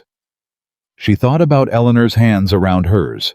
She thought about her father writing her name at the top of a will and meaning every word of it. I have been preparing for that, she said, since I was 10 years old. Whitfield nodded once, the kind of nod that was also a decision. Then here's what we do, he said. They were 3 days into building the formal petition when Richard Caldwell made his first move. It did not come at Clara. It came at Eleanor Brooks. A man arrived in Culpeper. Not Richard himself. Never. Richard himself. Clara was learning that about him, that he was a man who committed all his worst acts through intermediaries and called it caution and offered Eleanor money to leave Virginia. A substantial sum. Enough to be comfortable. Enough to be very comfortable. All she had to do was withdraw from any pending legal proceedings and relocate quietly to another state. Eleanor sent back one word. No. When Clara heard this relayed through Whitfield, who had heard it through a contact in Culpeper, she had to stop what she was doing and press her hands over her eyes for a moment. 70+ years old. A tin box kept in a fireplace stone for 16 years. A man with a substantial sum of money and all the weight of a stolen estate behind him. And one word. No. She's not safe, Nathaniel said when Clara told him. He was not arguing, just stating. No, Clara agreed. Can your man Cole? Cole's on the road to Kentucky. He was already thinking ahead, she could see it. But I can send someone else. A woman maybe, less conspicuous. Someone Eleanor will let in without suspicion. Do it fast. I'll send her tonight. Clara looked at him across the table in Whitfield's office and thought about the assembly hall in Harrowfield, and a white glove falling, and a man turning it over in his hands with the cuff facing out. She thought about how many turns after that could have gone differently. How many moments existed between he found your glove and he is sending someone to protect Eleanor tonight where things could have broken wrong. Nathaniel, she said. He looked at her. She didn't have the words for what she was trying to say, and she was not a woman who was comfortable not having words. She'd survived on words, on careful, measured, precisely chosen words, for 16 years. I know, he said quietly. She believed that he did. The twist came on the 9th day of August in a way that none of them had anticipated, from a direction none of them had been watching. Whitfield called them both to his office at 7 in the morning, which was not his usual hour, which meant it was urgent, which meant Clara's stomach dropped before she'd even sat down. On his desk was a letter. She could see the seal from across the room, official red, the mark of the Richmond Circuit Court. The court has set a date, Whitfield said, 6 weeks from Thursday. That's before Pruitt arrives, Clara said immediately. I know. Can you petition for a delay? Whitfield's expression was doing the thing she'd learned to fear, not tightening, not stillness, but something that looked like a man preparing to hand her something heavy. I already submitted that petition this morning before I called you here. He paused. It was denied. Silence. Foster, Nathaniel said. Foster moved fast. He'd already filed the court date request before I knew he was going to, which means he moved the moment Caldwell arrived in Richmond, which means Caldwell's been in contact with someone in this court, Clara said. Whitfield said nothing, which was confirmation enough. 6 weeks. Pruitt needed 3 weeks of travel, minimum more if his health slowed him. They'd have 3 weeks maybe to prepare him to testify after a difficult journey, if he arrived at all, if Cole reached him in time, if Caldwell didn't find a way to slow or intercept the journey. Without Pruitt, Clara said slowly, working it through out loud. What do we have? The documents, Whitfield said. Thomas Harrington's letter, Beaumont's testimony on the land sales. He paused. And you. Is that enough? Whitfield was quiet for a long moment. A long, honest, professional moment that Clara respected even as she dreaded it. It should be, he said. The documentation is strong. Harrington's letter is compelling. Beaumont's testimony adds a dimension of active fraud that is difficult to dismiss. He looked at her. But without a living witness to the signing, Foster is going to hammer the question of authentication. He is going to argue that the will could have been produced at any point in the last 16 years. He is going to bring James Whitmore's handwriting into question. Then we need a handwriting expert, Clara said. I've already written to one in Philadelphia. We need someone who knew my father's handwriting personally, someone who can't be dismissed as hired. Whitfield looked at her. Nathaniel looked at her. My father, Nathaniel said slowly, corresponded with James Whitmore for 15 years. I have the letters. His handwriting is in them extensively. Is there anyone alive who could authenticate those as a matching sample? Whitfield said. The bank he used in Fredericksburg would have records, Clara said, thinking fast. Financial correspondence, signed ledger entries, if I can get those. Caldwell controls the bank now, Nathaniel said. Then we get records from before he took control. Clara turned to Whitfield. Bank records are public record when submitted as part of a contested inheritance. Can you subpoena them? Whitfield sat back. He was quiet for 3 seconds. She counted. Yes, he said. It'll take 2 weeks and Foster will fight it. Let him fight it. Clara looked at the court letter on the desk. 6 weeks. Less really 5.5.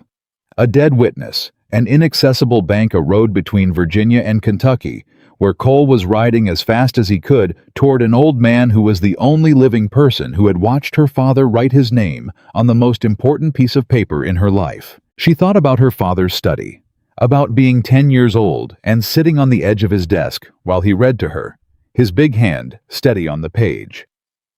About the way he'd looked at her sometimes, the particular way a parent looks at a child when they're trying to memorize them and you don't understand why until much later. He had known he was running out of time. He had done everything he could think of. He had trusted it would be enough. She was going to make it enough. She stood up. Subpoena the bank, she said to Whitfield. Write to Philadelphia. Get me into that courtroom with everything we have. She straightened. And make sure Richard Caldwell knows we're not delaying. Make sure he knows I'm coming in 6 weeks with everything not waiting for him to find a way to whittle down what we've got. Why? Whitfield said. Why tell him? Because I want him to be afraid, Clara said, and I want him to make a mistake. Whitfield looked at her for a long moment. Then, for only the second time since she'd met him, something moved in his professional face that was not entirely professional. All right, Miss Whitmore, he said. Let's make him afraid. She walked out of Whitfield's office into the August morning and stood for a moment on the top step with her eyes straight ahead and her hands still. Nathaniel came out behind her. He stood beside her, not in front, not behind, just beside with his hat in his hands and his shoulder 6 inches from hers, and his presence, the particular kind of quiet she had come to rely on without meaning to. 6 weeks, she said. 6 weeks, he agreed. I spent 16 years learning to disappear. She said it to the street in front of her. Not to him, but she knew he was listening. I learned to be small, careful, not worth looking at. I know. I need to unlearn all of that in 6 weeks and walk into a courtroom and be so completely certain of who I am, that 12 men who don't know me believe it over a man who spent 16 years telling them otherwise. Nathaniel was quiet for a moment. Then he said, You've been certain of who you are since the night I met you. You just haven't been able to say it out loud. She looked at him. He looked back. You're Clara Ann Whitmore, he said the way she'd said it when she wrote her name on that letter to Abel Pruitt, like the words had weight, like they meant the thing they were supposed to mean. Daughter of James Whitmore and Catherine Ellery, born in Fredericksburg, Virginia, spring of 1789. Rightful heir to everything your father built. He held her gaze. None of that changed when Richard Caldwell said it did. It just went quiet for a while. Clara breathed. Somewhere in Kentucky, Cole was riding hard.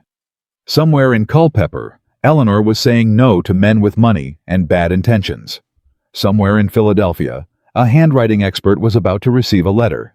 And in 6 weeks in a Richmond circuit court, Richard Caldwell was going to have to look her in the face for the first time in 16 years and explain in front of witnesses how a careful man like James Whitmore had left no will, no documentation, and no provision for the daughter he had written that morning letter to the one that ended, Don't let him keep it, when every piece of paper in existence said otherwise. She had been waiting 16 years for that room. She was ready for it now. "Let's go to work," she said. Cole arrived back in Richmond on a Wednesday, 12 days before the court date. He came in fast, dusty, and alone, which was the first thing Clara noticed when she looked out the boarding house window and saw him dismounting in the street below. She was down the stairs before he'd finished tying his horse. "Where's Pruitt?" she said. Cole was a big, quiet man who didn't waste words, which was why Nathaniel trusted him. He looked at her with the particular steadiness of someone delivering news he's already made peace with. "He's at the hotel on Carey Street," he said. "Arrived an hour ago. The journey was hard on him. He's resting." Clara closed her eyes for 1 second. He was here. Abel Pruitt, 73 years old, 3 weeks on a wagon road from Kentucky, was in Richmond. "Is he well enough to testify?" she said. "He told me to tell you," Cole said, "that he has been well enough to testify for 26 years, and he doesn't intend to let a wagon ride stop him now." Clara almost smiled. She didn't quite. She had been holding herself very still for 6 weeks, and she wasn't done holding yet. "Take me to him," she said. Then, Abel Pruitt was smaller than she'd imagined. She had built him up in her mind into something large and certain, the way you build up anyone who represents 16 years of hope, and the man in the chair by the hotel window was simply an old man with white hair and hands that shook slightly, and eyes that were, as Cole had promised, entirely clear. He looked at her when she came in, and his expression did the same thing Garrison's had done, the same thing Eleanor's had done. Searched her face for something he recognized. Found it went quiet with it. "You look like your mother," he said. "Same coloring, but you've got his eyes." Clara sat down across from him. "Mr. Pruitt, thank you for coming." "Don't thank me." He said it without unkindness, just directness, the kind that belonged to very old men who'd run out of patience for the decorative parts of conversation. "I should have come 26 years ago. I should have come the minute I heard what Richard Caldwell told that court." He looked at his hands. "I was afraid. I had a family." He sent a man with a lot of money, and a quiet way of making threats sound like advice. He looked back up at her. "I've spent 26 years not being proud of that." "You kept faith," Clara said. "You refused the money and you stayed honest. That matters." "What matters," he said, "is that you walked in that door, which means you didn't give up." He paused. "Your father was a good man. He didn't deserve what was done to him." "No," Clara said. "He didn't." They looked at each other for a moment across 26 years and everything in them. "Tell me what you need me to do," Pruitt said. Whitfield spent 2 days preparing Pruitt for testimony. Clara sat in on every session and listened to Pruitt recount the afternoon of the will, signing the room. It happened in the light through the windows, the way her father had read the document aloud before asking them to sign the particular way Reverend Crane had bent over the page. The scratch of the pen, the date written at the top in her father's careful hand. Pruitt's memory was extraordinary. Not the performed memory of a man who had rehearsed, but the organic, specific, slightly disorganized memory of someone who had actually been there. He remembered that her father's desk had a broken hinge on the right drawer. He remembered that Crane had asked for a glass of water before signing. He remembered that her father had shaken both their hands after, and said quietly the way he said most things her father, according to everyone who'd known him, "I'm grateful. I just want her to be safe." Whitfield listened with the practiced attention of a man noting everything without showing that he's noting it. After the second session, he walked Clara to the door and said quietly, so only she could hear, "He'll hold. Foster will push him hard, and he'll hold." "You're sure?" Clara said. "I'm not sure of anything in a courtroom," Whitfield said. "But I've been doing this 30 years, and I know the difference between a man who remembers and a man who thinks he remembers." He met her eyes. Abel Pruitt was in that room. The subpoenaed bank records arrived 4 days before the court date. Clara was in Whitfield's office when he opened the sealed case.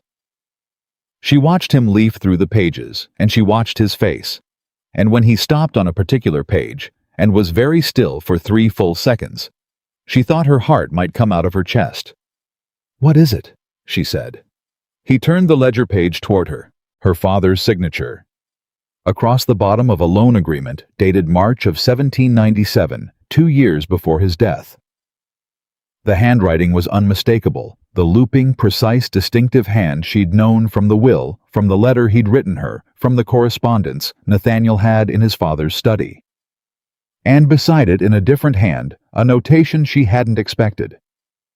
Witnessed and confirmed, R. Caldwell. She looked at Whitfield. Richard Caldwell's signature, Whitfield said, is on a financial document from 1797, beside your father's handwriting, in an official bank ledger. He set the page down.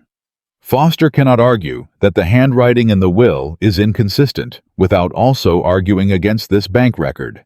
And this bank record is his own client's authenticated signature beside it. He paused. This is what we've been looking for. Clara looked at her father's signature on the bank page. She thought about him sitting at a desk in 1797, 2 years before he got sick, signing a routine loan agreement with his brother-in-law as witness, having no idea that signature would one day be the thing that saved everything he'd tried to protect. He signed everything, she said almost to herself. He was thorough. He always signed everything. Thorough men, Whitfield said, leave better evidence than they know. Richard Caldwell made his move 2 days before the court date. It didn't come at Clara this time. It didn't come at Pruitt or Eleanor or Whitfield. It came at Nathaniel. Nathaniel told her about it that evening, sitting across from her in the boarding house, sitting room with the directness she'd come to expect from him and the slight tightness around his jaw that she'd learned meant something had made him angry, and he was choosing to be composed about it. Foster came to see me this afternoon, he said.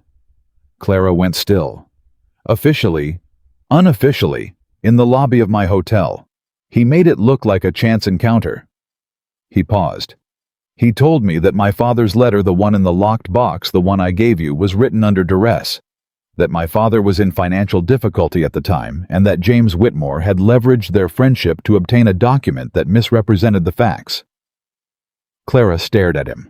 He said if I withdrew the letter from evidence and testified instead that my father's correspondence with James Whitmore was of a routine commercial nature, only that Richard Caldwell would settle certain outstanding questions about the Harrington estate that have been, and I'm using Foster's word, pending. What outstanding questions? Clara said carefully. Nathaniel looked at her. There aren't any, he said. My father's estate was settled cleanly. Foster was inventing leverage. A pause. He did it confidently, which means Caldwell is either certain I don't know that, or certain I can be scared anyway. What did you say? I told him that my father's correspondence spoke for itself, and that I didn't accept invitations to conversations that didn't actually happen. He looked at his hat, which he was turning in his hands the way he always did when he was working through something. Then I came here. Clara breathed. She thought about the size of what Caldwell was willing to do, suborning testimony, threatening witnesses, liquidating land, falsifying court records, sending men to wait outside houses in the dark. She thought about how much of that she had known intellectually, and how much different it felt to hear he tried to buy Nathaniel Harrington 2 days before the trial. He's desperate, she said. He's cornered, Nathaniel said. Which is worse? He looked up at her. Clara. He had been calling her Clara for about 2 weeks now, not Miss Whitmore, not Miss Ashby, just Clara, easy and natural, the way he said most things. She had not commented on it. She was not commenting on it now either. I need you to know something, he said. Whatever happens in that courtroom, whatever Foster says about my father, about his letter, about his relationship with your father, I am not going anywhere. I want that to be clear. She looked at him. She had been very careful with this, with whatever this was, whatever had been building since a white glove fell on a ballroom floor, and a man turned it over to look at the cuff. She had been careful, because she could not afford to be wrong about another person, and being wrong about this particular person would cost more than she had. "I know," she said. It was not everything she might have said. But it was true, and right now true, was what she had to give. He nodded once, settled his hat. "Get some sleep. You've got 2 days." So, she did not sleep. She lay in the dark and went through the case the way Whitfield had taught her witness, by witness document by document.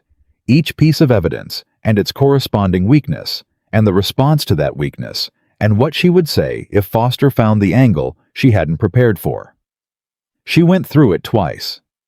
Then she went through what she was going to say when it was her turn to speak, because Whitfield had told her she would have the opportunity, and she had been composing it in the back of her mind for 3 years, not a speech. She didn't want a speech. Speeches were what people made when they needed the room to be convinced. She didn't need the room to be convinced. She needed 12 men on a jury to see what was true. She needed to just tell the truth. She had been practicing that her whole life. It should have been the easy part. She was still awake when the first light came through the curtains. The Richmond Circuit Court was a substantial building on the main street, the kind that announced the seriousness of what happened inside it with its proportions rather than its decoration. Clara arrived with Whitfield and Nathaniel at 8 in the morning, an hour before the proceedings were set to begin. Richard Caldwell was already there. She saw him in the corridor outside the courtroom door, older than at the assembly hall in Harrowfield Greyer, and carrying in his posture the particular tension of a man who has been comfortable for so long that discomfort has become physically unfamiliar. He was talking to Foster in a low voice. Foster was nodding, writing something in a small book. Richard looked up when she walked in. Their eyes met for the first time in 16 years. She had imagined this moment many times, what she would feel, what she would want to do, what she would have to suppress. She had imagined rage mostly, sometimes grief, once or twice in her lowest moments, something darker than either. What she actually felt, looking at him across a courthouse corridor at 8 in the morning, was clarity. He looked exactly like a man who had done what he'd done. She didn't know why she hadn't seen it when she was 10, the particular quality around his eyes, the slight overmanagement of his expression, the way his hands were still in a way that was practiced rather than natural. She saw it now. She looked at him for 3 seconds, and then she looked away and walked into the courtroom and sat down next to Whitfield and placed her hands flat on the table in front of her and breathed. Whitfield leaned close. "You all right?" "Yes," she said. He studied her for a moment. Then he nodded and went back to his papers. Nathaniel sat behind her 1 row back. She didn't turn to look at him, but she knew where he was the way she'd known where exits were for 16 years, instinctively, without needing to check. Pow. The judge was a compact, gray-haired man named Hartwell, who had the expression of someone who had seen everything and maintained his opinions about it privately. He called the proceedings to order with the brisk economy of a man who had too many cases and too little time, and was not interested in theater. Foster opened for Caldwell. He was good. Clara had known he would be good, and she watched him work with the focused attention she'd brought to everything in the last 6 weeks, noting the structure of his argument, the way she'd have noted exits, where it was strong, where it wasn't, where he was building toward. He built his case in 3 layers. The first was procedural. The original 1799 county court finding was a matter of settled record, and the burden of overturning it rested with the petitioner. The second was substantive. No will had been produced at the time of James Whitmore's death, and the documents now presented were of unknown provenance and suspect timing. The third was personal. The petitioner had lived under an assumed name for 16 years, which raised questions about her credibility and her motives. It was clean. It was professional. It was exactly what she'd expected. Whitfield rose for the response. He was not a dramatic speaker. He was better than dramatic. He was precise, which in a courtroom with a judge like Hartwell was worth considerably more. He walked through the documentary evidence methodically, the will, its witnesses, the minister's account, Thomas Harrington's letter, and the bank ledger beside it, establishing the handwriting beyond question. He laid each piece out with the particular confidence of a man who has handled his materials so many times that they feel like extensions of his hands. Then he called Abel Pruitt. "Say." Pruitt walked to the stand slowly, with the careful dignity of a man whose body had grown uncertain, but whose mind had not. He settled into the chair, adjusted himself, and looked at Whitfield with the clear, direct gaze Clara had seen in the hotel room. Whitfield took him through it. The afternoon of the signing, the room, the witnesses present, the reading of the will aloud, the signatures. Each detail precise and specific and unconflated, the way real memory works, not the smooth performed certainty of something rehearsed. Foster rose for cross-examination with the leashed energy of a man who'd been waiting. "Mr. Pruitt, you say you witnessed this will in the summer of 1799. "I did. "And in the 26 years since you never came forward. Never submitted an affidavit.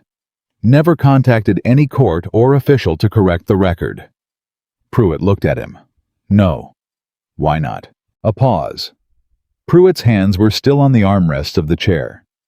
"Because a man came to my house within a year of the signing and offered me money to forget what I'd seen. When I turned him down, he made clear that my family's safety was his word contingent on my cooperation." He looked at Hartwell, not at Foster. "I moved my family to Kentucky within the month. I have spent 26 years being ashamed of that decision, and today is the first opportunity I've had to correct it." Silence in the courtroom. Foster recovered quickly. "Mr. Pruitt, isn't it possible that what you remember as a formal will was simply an informal letter? A draft, perhaps? Something that was never legally completed?" "No," Pruitt said. "You're certain?" "He read it aloud to us before we signed. Every word. It was a will. I know the difference." He looked at Foster with the patient certainty of a man who has had 26 years to be certain. It was a will. Foster tried 3 more angles.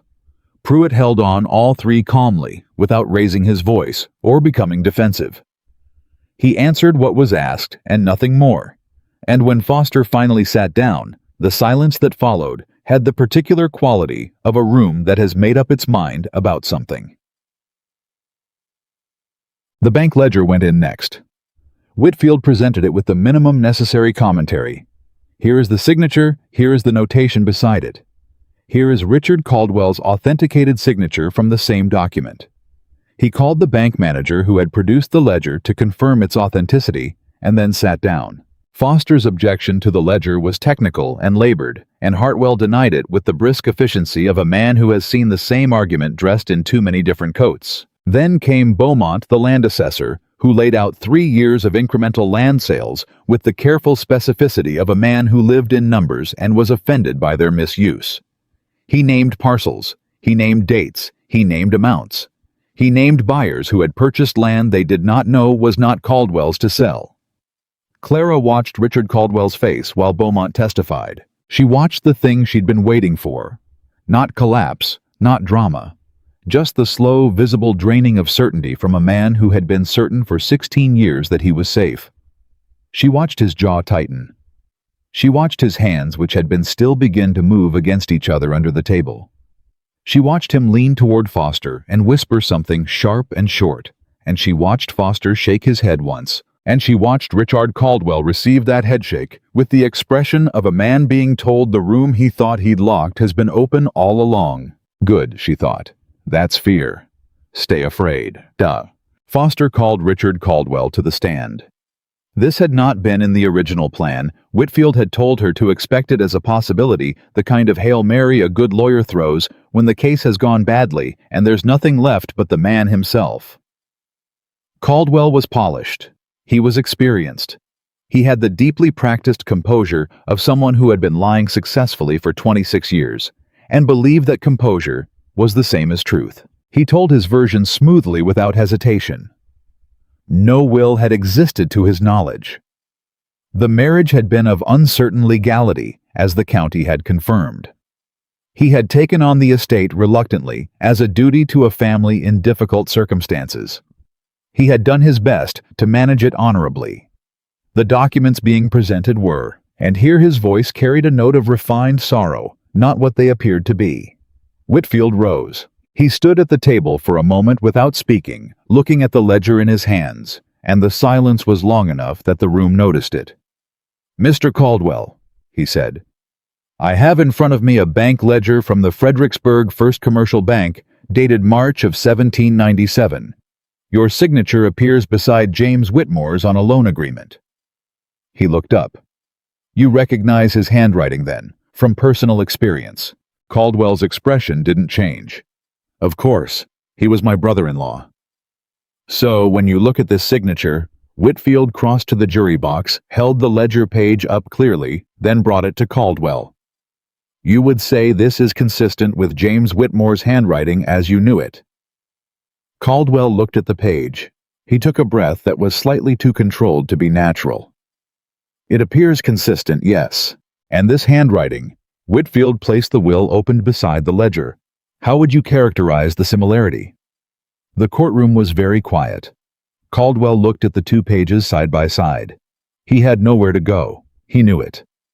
Clara could see the moment he knew it, a barely perceptible shift, something behind his eyes like a man taking a step back and finding nothing behind him. "I cannot authenticate." "You're not being asked to authenticate," Whitfield said, his voice even and unhurried. "You're being asked whether, as a man who knew James Whitmore for decades and whose own signature appears on an acknowledged document beside his, you see a similarity between these two handwriting samples." The pause lasted 3 seconds. "They appear similar," Caldwell said. Whitfield took the documents back. "Thank you," he said, and sat down. Clara was called last. She had known she would be called, and she had prepared for it the way she'd prepared for everything in the last 6 weeks, thoroughly, practically without self-pity. She walked to the stand and sat down and looked at Hartwell first, and then at the 12 men in the jury box, none of whom she knew, all of whom had been sitting in this room for 3 hours, listening to documents and testimony and procedural argument. She looked at them like a person, not like a petitioner. That was the thing she'd decided in the dark in the boarding house, going through it all again, for the 100th time.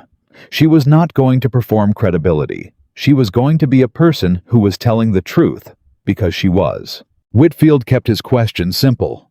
Her name, her birth date, her parents, her father. What she remembered of the house in Fredericksburg. What she remembered of the morning Richard Caldwell had told her there was nothing. She answered everything directly, without elaboration, without drama. She had found over the last 6 weeks that the truth had its own weight when you set it down plainly. It didn't need decoration. Then Whitfield asked, "Why, after 16 years of silence, did you come forward now?"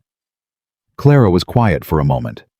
She thought about Harrowfield, about a ballroom and a white glove, and her uncle's voice saying her name in the dark, and the particular feeling of 16 years of careful invisibility suddenly costing too much.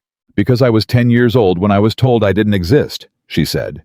"I was a child, and I was alone, and I believed what I was told, because I had no way to know otherwise."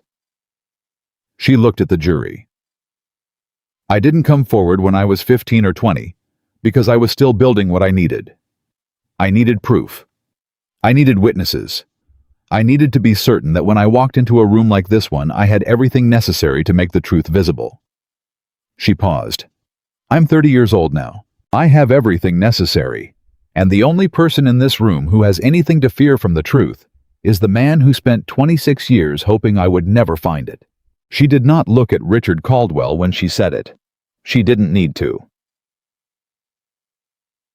Foster's cross-examination lasted 40 minutes. He challenged her name change.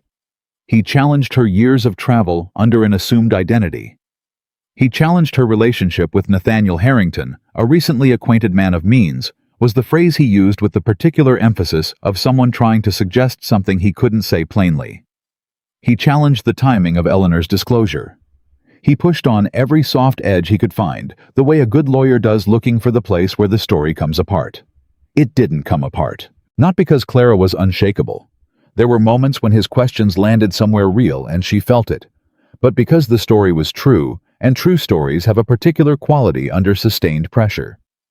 They don't smooth out. They hold the texture of what actually happened. When Foster finally sat down, she looked at her hands in her lap, and they were steady. She had expected them to be shaking. Hartwell recessed for deliberation at 2 in the afternoon. Clara sat outside in the corridor with Whitfield on one side and Nathaniel on the other, and did not speak for a long time. She had said everything she had to say. Now it was in the hands of 12 men she didn't know, in a room she couldn't enter, and there was nothing left to do but wait. She had been waiting for 16 years. She thought she could manage an afternoon. Nathaniel brought her water without being asked. She drank it. He sat back down beside her with his hat on his knee and his eyes on the corridor floor, and said nothing, which was the right thing. She had known for a while now that he usually knew what the right thing was. She was still deciding what to do about that. An hour passed. Whitfield stood up twice and sat back down. That told her something. He had said he was not a nervous man by nature, and she believed him, which meant an hour of deliberation for a case. This complex was short enough to be either very good or very bad. She looked at the door. She thought about her father's study. She thought about the smell of it. She thought about the letter, "You are your mother's daughter and mine, and everything I had is yours, by right, by law, and by love." The door opened. The court officer looked out and said something to Whitfield. Whitfield turned to her. His face was doing the still thing, the very still thing, the best version of the still thing. "They're ready," he said. Clara stood up. She straightened. She put her hands at her sides. She breathed once fully, the way she'd been breathing for 30 years, through everything, through Georgia, through 6 years of traveling as someone else's companion, through Harrowfield and Culpeper and Fredericksburg, and 2 months of building this case piece by piece on a foundation her father had laid and Eleanor had kept, and an old man in Kentucky had refused to let go of. She walked back into the courtroom. She sat down. Hartwell looked at the jury. The foreman stood. In the front row across the room, Richard Caldwell went very still. "On the matter of the contested inheritance of the estate of the late James Arthur Whitmore of Fredericksburg, Virginia," the foreman said, "we find in favor of the petitioner." Clara heard the words. She heard them the way you hear a thing you've been waiting for so long, that when it arrives, it sounds almost like something you imagined, too clean, too right, the exact shape of the thing you needed arriving in a room full of people who could witness it. She did not cry. She did not stand up or turn around or raise her voice. She sat at the table with her hands flat on the wood in front of her and breathed and let the words settle into the place inside her where a 10-year-old girl had been waiting for someone to say them. Beside her, Whitfield set his pen down very deliberately. Across the room, Richard Caldwell pressed his hand over his face. Behind her, 1 row back, she heard Nathaniel Harrington release a breath that had been held a long time. Hartwell banged his gavel and said several things. Clara registered distantly about the formal transfer of the record and the schedule for remediation of the fraudulent land sales. She heard all of it and absorbed none of it, because she was still inside the sentence the foreman had said, living in the exact moment of it, and she did not want to leave it yet. She had earned this moment. She stayed in it. Then Whitfield touched her arm gently, and she came back. She stood up. She gathered the documents: the will, her father's letter, the minister's account, the bank ledger, Thomas Harrington's letter. Each piece of paper that had carried its part of this across 26 years and was now finally free to be exactly what it was. She put them in the tin box. She picked up the tin box. She walked out of the courtroom into the corridor where the afternoon light was coming through the windows, and the air was warm, and the whole city of Richmond was going about its regular business, with no idea that inside this building, a wrong that was 26 years old had just been put right. She stood in that corridor, and she put her back against the wall, and she breathed. Then the door opened behind her, and Nathaniel came through it and stood in front of her. And his expression was the most unguarded she had ever seen it. Not the contained, patient composure he carried everywhere, but something underneath. That something that had been there a long time and was finally close enough to the surface to show. He didn't say anything, neither did she for a moment. Then, "My name is Clara Ann Whitmore," she said. Not to him exactly, not to the corridor, just out loud, into the air, into the light. And every bit of it is mine. He looked at her. His mouth moved at the corner in the way she'd come to know, the almost smile that was better than most people's real ones. Yes, he said. It is. She looked at him. She looked at the tin box in her hands. She thought about the road ahead, the formal transfer, the remediation hearings, the parcels of land to be reclaimed, the years of work that came after justice, which was its own kind of work entirely. She thought about all of it. And for the first time in a very long time, she thought about it without dread. The remediation order came through on a Thursday. Whitfield brought it to the boarding house himself, which told Clara before he'd said a word that it was significant. He set it on the table in front of her and watched her read it with the expression of a man who has done a difficult thing well and is allowing himself quietly to know it. The court had ordered full restoration of the Whitmore estate to Clara Ann Whitmore, to include all land structures and assets held at the time of James Whitmore's death in 1799. The fraudulent county record was to be formally struck and replaced with a corrected entry. Richard Caldwell was ordered to account for every parcel sold in the preceding 3 years, and the buyers, most of whom had purchased in good faith and would need to be dealt with fairly, were to be notified within 30 days. Richard himself faced a separate criminal proceeding for the fraudulent affidavit, the false court entry, and the unlawful disposition of assets. That was not Clara's case to manage. Whitfield had made sure of that. She had enough to carry without carrying his punishment too. She read the order twice. She set it down. "It's real," she said. "Not a question." "It's real," Whitfield said. She looked at the document. Her father's name in it, and hers, and the date, and the court seal, and all the weight of everything it had taken to produce this single page. "Thank you," she said. Whitfield picked up his hat from the chair beside him. "Don't thank me," he said with the first trace of warmth she'd seen from him in 2 months. "Go home." Home. She turned the word over for 3 days before she did anything about it. She had not been inside the Whitmore house since she was 10 years old. She had not seen the front porch, or the garden, or the wide front hallway, or her father's study, with its broken desk hinge and its smell of tobacco and old books. She had carried those things inside her for 20 years, the way you carry a wound, aware of it, constantly careful around it, never quite forgetting it was there. Now the house was hers. And she was standing in Richmond with a court order in a tin box and a life that needed to be reconstructed from the outside in, and she found in those 3 days that she was afraid. Not of Richard, not of the legal proceedings, or the remediation hearings, or the 30 days of buyer notifications, not of any of the practical machinery that still had to grind through before everything was formally settled. She was afraid of the house. She was afraid of walking through a door she had been locked out of for 20 years and finding that the inside of it didn't match the inside of her, and that 20 years of carrying a place in her memory had built something that the real walls couldn't hold. She was afraid it would be just a house. She told Nathaniel this on a Wednesday evening, which surprised her as she was doing it because she did not generally tell people what she was afraid of. She had learned early that fear, like everything else valuable, was safer kept close.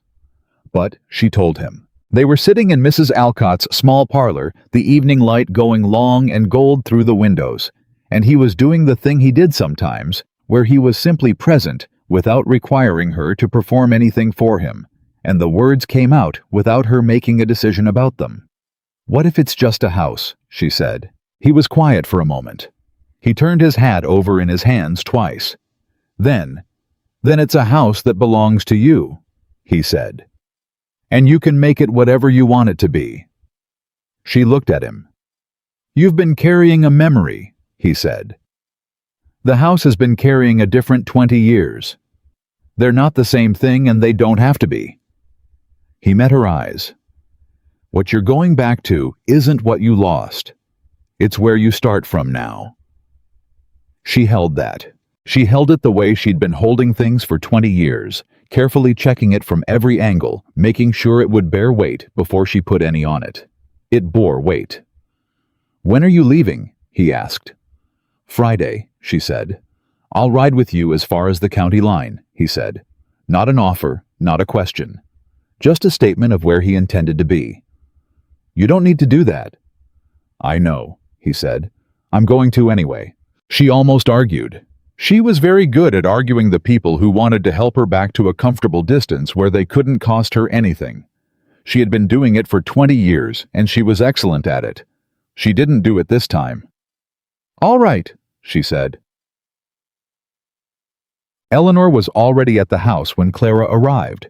She hadn't planned that, hadn't told Eleanor the exact date, had thought she'd have at least a day alone in the house before anyone else arrived, had wanted that specifically, the particular privacy of a first moment in a place you've needed for a long time. But Eleanor was on the front porch when Clara rode up, sitting in a chair that she had apparently brought from somewhere, because there was no furniture left in the house, and she was drinking tea from a cup she'd brought herself. And she looked at Clara, coming up the path, with the expression of a woman who has been waiting for something for a very long time and is deeply satisfied to see it arrive. "You're early," Clara said, dismounting. "You're late," Eleanor said. "I've been waiting 20 years." Clara stopped at the bottom of the porch steps. She looked at Eleanor.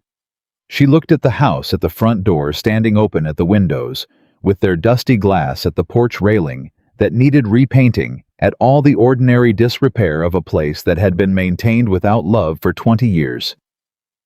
Then she walked up the steps. Eleanor stood, and for a moment they just looked at each other. The woman who had kept the faith, and the girl she'd kept it for. And then Eleanor put both her arms around Clara, the way she had not in the kitchen in Culpeper, more fully this time, and Clara let herself be held. She was 30 years old. She had not been held like that since she was 10. She stayed in it for exactly as long as she needed to. Then she stepped back. She wiped her eyes, one swipe, quick, practical. She had promised herself she was going to be practical about this. She was going to be very practical about all of it and feel everything later when she was alone. "Show me the house," she said. They went through every room. Eleanor talked the whole time, not filling silence the way anxious people do, but naming things. "Here is where your mother kept her sewing. Here is the window your father used to sit by on Sunday mornings. Here is the kitchen garden that went to seed, but could come back with attention. Here is the desk. Yes, the same one. Richard never replaced it. He didn't care enough about the furniture. Here is the broken hinge on the right drawer that Abel Pruitt had remembered without being asked." Clara touched the hinge. She didn't say anything. She just touched it and let it be real under her hand, this small, specific broken thing that had outlasted 20 years of wrongful ownership and was still exactly where it was supposed to be. "He never used this room much," Eleanor said. "Richard. He had his meetings in the front parlor. Used this room for storage." She paused. "I think he was afraid of it." Clara looked around the study. At the shelves still holding some of her father's books. Not all of them, some had been sold or taken, but enough. At the window, at the desk, at the particular quality of the light in the room, that she recognized not from memory, but from somewhere deeper than memory, the place where childhood lives before you know it's going to become the past. "Good," she said. "He should have been." She slept in the house that first night. There was no furniture beyond what Eleanor had brought: a chair, a bedroll, a lamp. Clara didn't care. She lay on the bedroll in the room that had been her parents', and she looked at the ceiling in the dark, and she breathed the air of the house, which smelled of dust and disuse, and underneath both of those things, something older, something that knew her. She thought about the foreman's words. "We find in favor of the petitioner." She thought about her father's letter. "Don't let him keep it." She thought, I didn't let him keep it. I came back. She slept better than she had in 20 years. The first week was practical. She had always been good at practical. She made lists: what needed repair, what needed replacement, what could wait, and what couldn't. She met with the estate attorney Whitfield had recommended for the local work.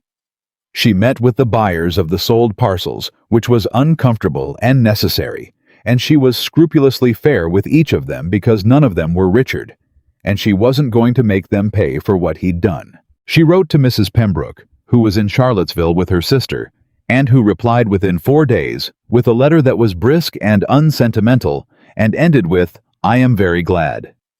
Your father would have been proud. Don't forget to eat." She wrote to Abel Pruitt, who had gone back to Kentucky with Cole. He wrote back in a shaking hand that the journey had tired him considerably, and that he intended to spend the rest of his summer on his porch and did not regret 1 mile of it. She wrote to Cole himself and thanked him formally, and Nathaniel told her later that Cole had read the letter twice and put it in his coat pocket and said simply, "Good woman," which from Cole was practically a speech. Nathaniel came by on the 8th day. He rode up in the late morning and tied his horse at the gate and walked up to the front porch where Clara was reviewing the estate attorney's list of the sold parcels with a cup of coffee going cold beside her. He looked at the house, then at her, and took in the week's visible progress. The porch railing newly painted the front walk cleared the windows that now had clean glass. "You've been busy," he said. "There's a lot to do." She set the papers down. "Come in. Eleanor made coffee that's actually still hot." He came in. Eleanor greeted him with the particular warm reserve she extended to people she'd decided were trustworthy, but wasn't going to embarrass by saying so, and poured him coffee, and then found something to do in the kitchen that kept her there for the duration. Clara and Nathaniel sat in the front room, still mostly unfurnished. 2 chairs that Eleanor had sourced from somewhere, and a small table that had been in the house all along, overlooked by Richard, who apparently hadn't wanted it. "How is it," he asked, "being here?"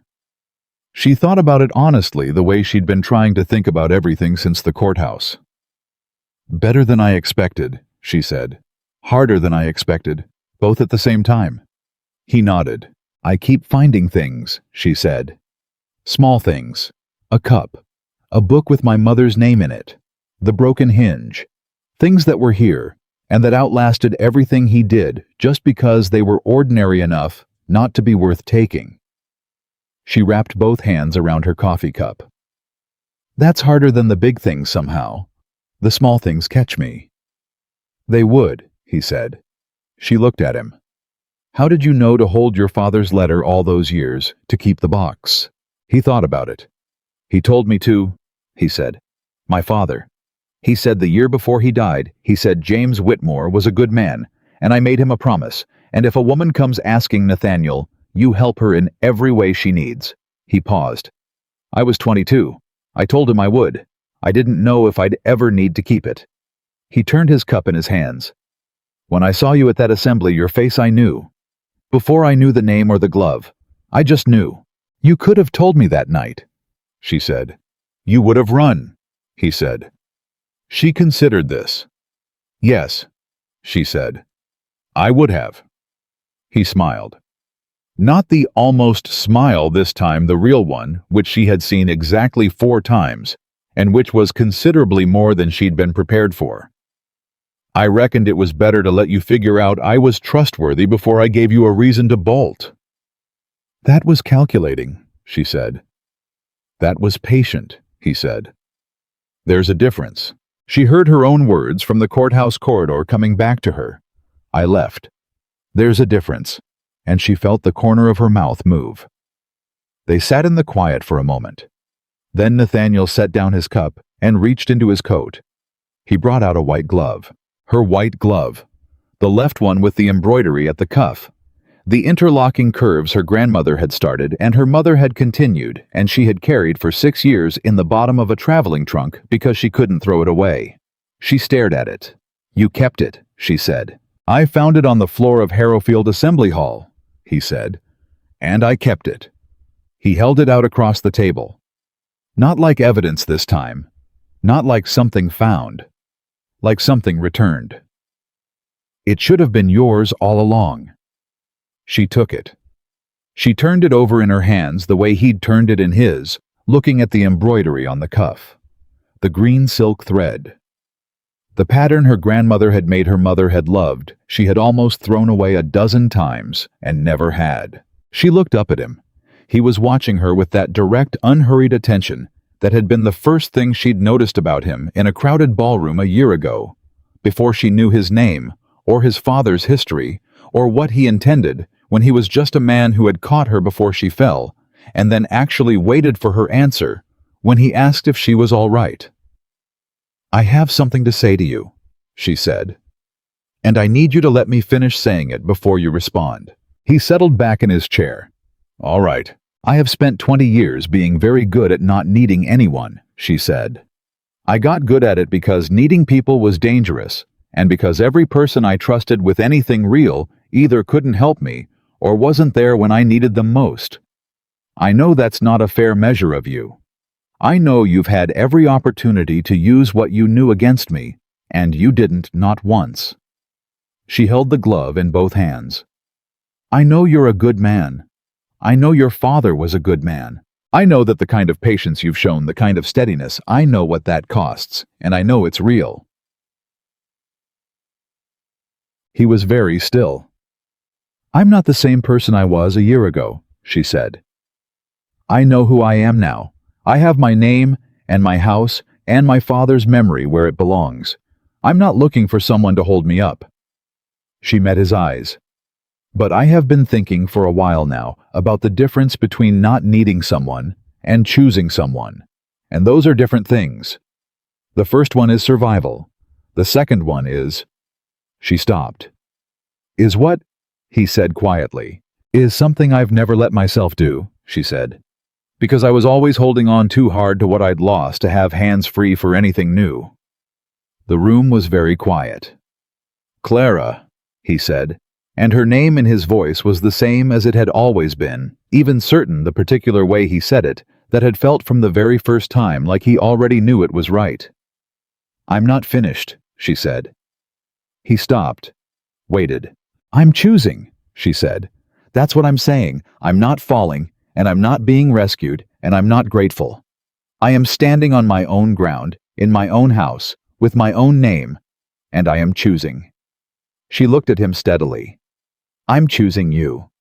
If that's—" She stopped again, which she rarely did, and pressed forward through it. "If that's something you still want, after everything." Nathaniel looked at her for a long moment. Then he reached into his coat again, and she thought briefly, absurdly, that he was going to produce something else. Another document, another piece of her past that had been kept in trust. And instead, he simply set his hat on the table between them and leaned forward with his elbows on his knees and looked at her the way he'd been looking at her since Harrowfield. "I have wanted exactly that," he said, "since the night you walked into my chest in a ballroom and then tried to pretend you hadn't." She laughed. She hadn't been expecting to laugh. It came out surprised and real, and it sounded strange to her in the front room of this house that was learning her voice, and then it sounded right. "You were very obvious," he said, and there was warmth all through his voice, now the reserve entirely gone, everything underneath it visible. "You were terrified and furious and absolutely certain you didn't need help, and you walked past me like I was furniture, and I thought—" He shook his head. "I thought that woman is carrying something very heavy for a very long time, and she's not going to put it down for just anyone." "No," she said. "I wasn't." "Am I just anyone?" he said. "No," she said. "You're not." He stood up. She stood up. He was taller than she needed to look up to see clearly, and she was close enough that she could see every honest thing in his expression. All the patience and the steadiness and the year of careful, unhurried presence that had been its own kind of declaration long before this moment. He raised his hand, and she thought he was going to take hers, but instead he touched the embroidery on the glove she was still holding, one finger tracing the interlocking curves of green silk thread. "Your grandmother's pattern," he said. "And my mother's," she said. "And mine." He looked at her. "Yes," he said. "Yours." She asked him to stay for dinner. Eleanor, who had been conspicuously industrious in the kitchen for the better part of an hour, produced a meal that was considerably more elaborate than their current household situation should have allowed, which told Clara that Eleanor had not been entirely surprised by how the afternoon went. They ate in the kitchen, the three of them, at a table that had belonged to the house since before Clara was born, and that had outlasted everything. Eleanor told stories about Clara's parents. Not the grief-soaked, careful stories of someone managing a difficult subject, but the ordinary funny ones, the real ones. The story about her mother getting lost on her own property, and her father spending an afternoon pretending to search while she found her own way back because she refused to be found. The story about her father teaching himself to play the fiddle badly for 6 months because he thought it would make her mother laugh, and it did, and he was so bad that she laughed every time. Clara sat at the table in her father's kitchen and listened to her father be real again. Not a signature on a will, not a memory pressed flat under 16 years, but a person who had been bad at the fiddle and good at love and had trusted the right people and run out of time before he could see what they would do with what he left them. She thought, "I'll tell you when I get to wherever you are. I'll tell you what Eleanor did, and what Abel Pruitt did, and what Thomas Harrington's son did. I'll tell you it worked. I'll tell you I came back." After dinner, Nathaniel rode back toward town. He had business to attend to and a foreman to debrief. And she had approximately 100 things she needed to do in the next 2 weeks, and neither of them was confused about the practical shape of the days ahead. But he stopped at the gate and looked back at the house at the lighted window where Eleanor was washing the cups from dinner and at Clara standing on the porch. "I'll come back Thursday," he said. "Thursday's good," she said. He touched the brim of his hat, the same gesture she'd seen the first night in Harrowfield, the one that was less a bow than an instinct, the natural motion of a man raised to show respect without performing it. She watched him ride away. She stood on the porch of her house in the warm evening air of Virginia in the summer of 1817, and she watched the dust settle behind his horse, and she thought about the long road that had run from this porch to a ballroom in Harrowfield and back, and all the people who had held pieces of it safe along the way. Eleanor came to stand beside her. They stood together in the quiet. "He's a good man," Eleanor said in the tone of a woman issuing a verdict. "Yes," Clara said. "He is. Your father would have liked him." Clara thought about this. He would have tested him first. "Thoroughly," Eleanor agreed. "And then liked him." "Yes." Eleanor folded her arms. "He would have said he had the right kind of patience. Your father always said you could tell everything about a man by what he was willing to wait for." Clara looked at the road where Nathaniel had gone. She thought about a man who had carried a locked box for 8 years and a key on his watch chain, and the knowledge that one day a woman might come asking. She thought about him riding toward her and not past her on the road outside Harrowfield, and sitting at a distance she could set and never crowding it, and saying, "This is your fight," when he could have tried to make it his. She thought about all the things he'd been willing to wait for. "Yes," she said. "He would have been right." The weeks that followed were the hardest and the best of her life. Hard because restoration was not the same as return, and she had known that intellectually and had to learn it in her body. The house needed work, not just physical work, but the slower, invisible work of being lived in again, of being a home rather than a property. Some days she walked through the rooms and felt her father so strongly she had to stop and press her hand flat against a wall and just breathe. Some days she felt nothing at all, just the ordinary dust and the ordinary light and the perfectly ordinary reality of a house, and she had to remind herself that ordinary was what she'd wanted. Ordinary was what had been taken. Ordinary was the thing. She cried 3 times in the first month. Privately at night for the 10-year-old she had been, and the things that girl had been forced to carry. She allowed herself that. She did not perform grief for anyone, and she did not apologize for it, and she did not explain it, and when she was done each time she washed her face and went back to work. She brought Eleanor to live in the house, which Eleanor accepted with the particular dignity of someone who has been offered the right thing and knows it.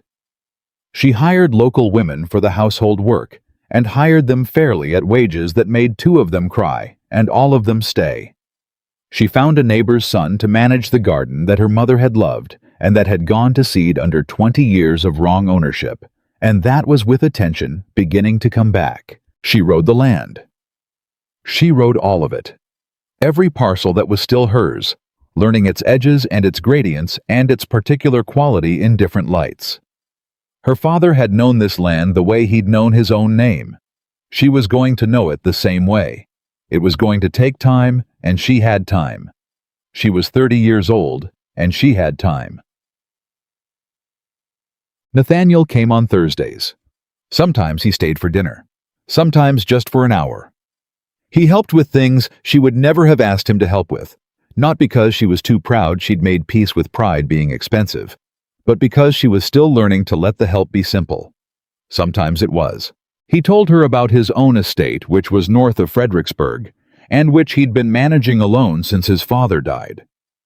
He told her about his foreman Cole, who had been with the family since Nathaniel was 12, and who held opinions about how things should be run that were frequently correct and always delivered without decoration.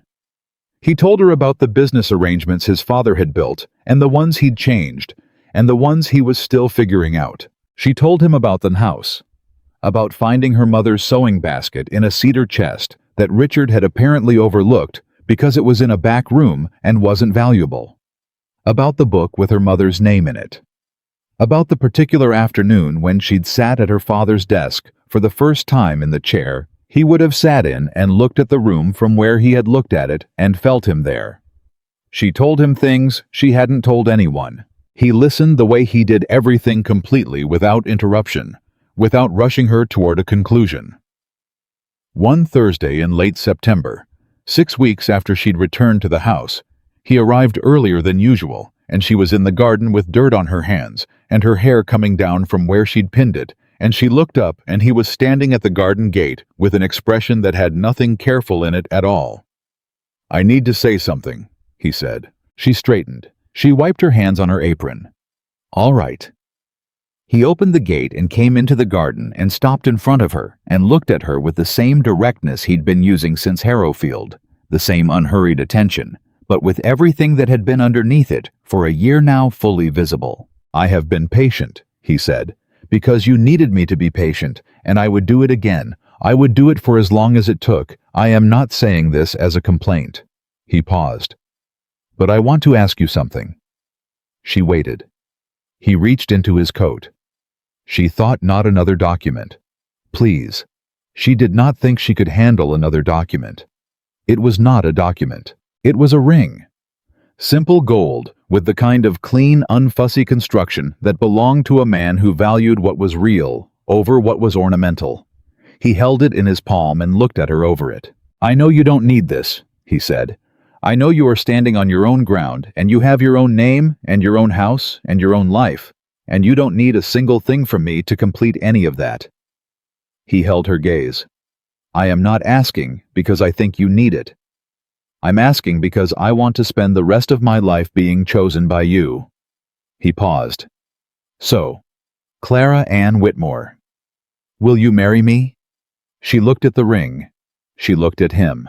She thought about every version of this she had imagined once a long time ago, when she was young enough to imagine things without immediately cataloging what they might cost. She thought about what she'd said to him in the front room.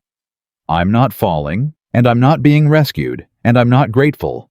And she thought about what she hadn't said, which was that she had been terrified of wanting something this specifically, because wanting something specific meant it could be taken away specifically, and she had already had enough things taken away specifically to last a lifetime. She thought about her father's study, and the fiddle he'd played badly for 6 months, and the way her mother had laughed every single time.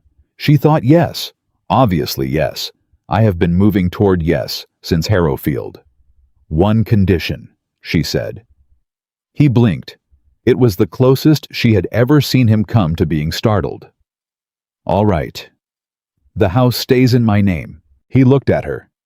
Then the real smile came, the full one, the one she'd seen exactly 4 times, and was now going to see every day for the rest of her life. "The house was always yours," he said. "It stays yours." "Then yes," she said. "I'll marry you." He put the ring on her finger. She looked at it. She looked at her hand, with the ring on it, in the September garden of her mother's house, under the sky of Virginia, in the year that everything came back. "Nathaniel," she said. "Yes, I'm glad you picked up my glove." He laughed, a real one, surprised out of him the way hers had been surprised out of her in the front room, and the sound of it went through the garden, and she thought her father's garden, her mother's garden, and she was glad the house could hear it. "So am I," he said. Eleanor found out 20 minutes later when she came to call them in for the midday meal, and saw the ring, and said nothing whatsoever. Just pressed her hands together once, in the particular satisfied gesture of a woman whose long faith has produced the correct result, and went back inside to make more food than two people required. Clara stood in the garden with Nathaniel's hand in hers, and thought about the road from Harrowfield to here, about what had been kept and what had been found, and what had simply waited patient as a will in a tin box behind a fireplace stone for someone to come back for it. She had her name. She had her house. She had her father's memory where it belonged, not in grief, not in the sealed, careful place she'd kept it for 20 years, but out in the open where it could breathe in the rooms he'd built, and the garden he'd loved, and the desk with the broken hinge that Abel Pruitt had remembered across 26 years, and a wagon road from Kentucky. She had chosen. Not because she needed to. Not because the world had forced her hand or left her no options. Not because a man with money and connections had offered her safety in exchange for something smaller than herself. Because she was standing on her own ground, in possession of everything she had earned, and she had looked at Nathaniel Harrington with clear eyes and a free heart, and chosen him the way her father had chosen her mother, deliberately fully knowing the cost and deciding it was worth it. She thought, this is what the other side of it looks like. This is what you were trying to protect when you wrote my name at the top of that paper and asked Eleanor to keep the faith. Not just the house, not just the land. This. The right to stand somewhere that's mine and choose something real. She thought, I've got it, Papa. I've got all of it. The September light was long and warm, and the garden smelled of everything her mother had planted, and the house stood solid at her back. And Eleanor was inside making too much food, and Nathaniel's hand was in hers, easy and unhurried, the way he did everything. Clara Ann Whitmore looked at all of it, and she held on. A woman who had been told she had nothing had come back to claim every last piece of what was hers, her name, her home, her history, and the future she chose on her own terms. And every bit of it was real.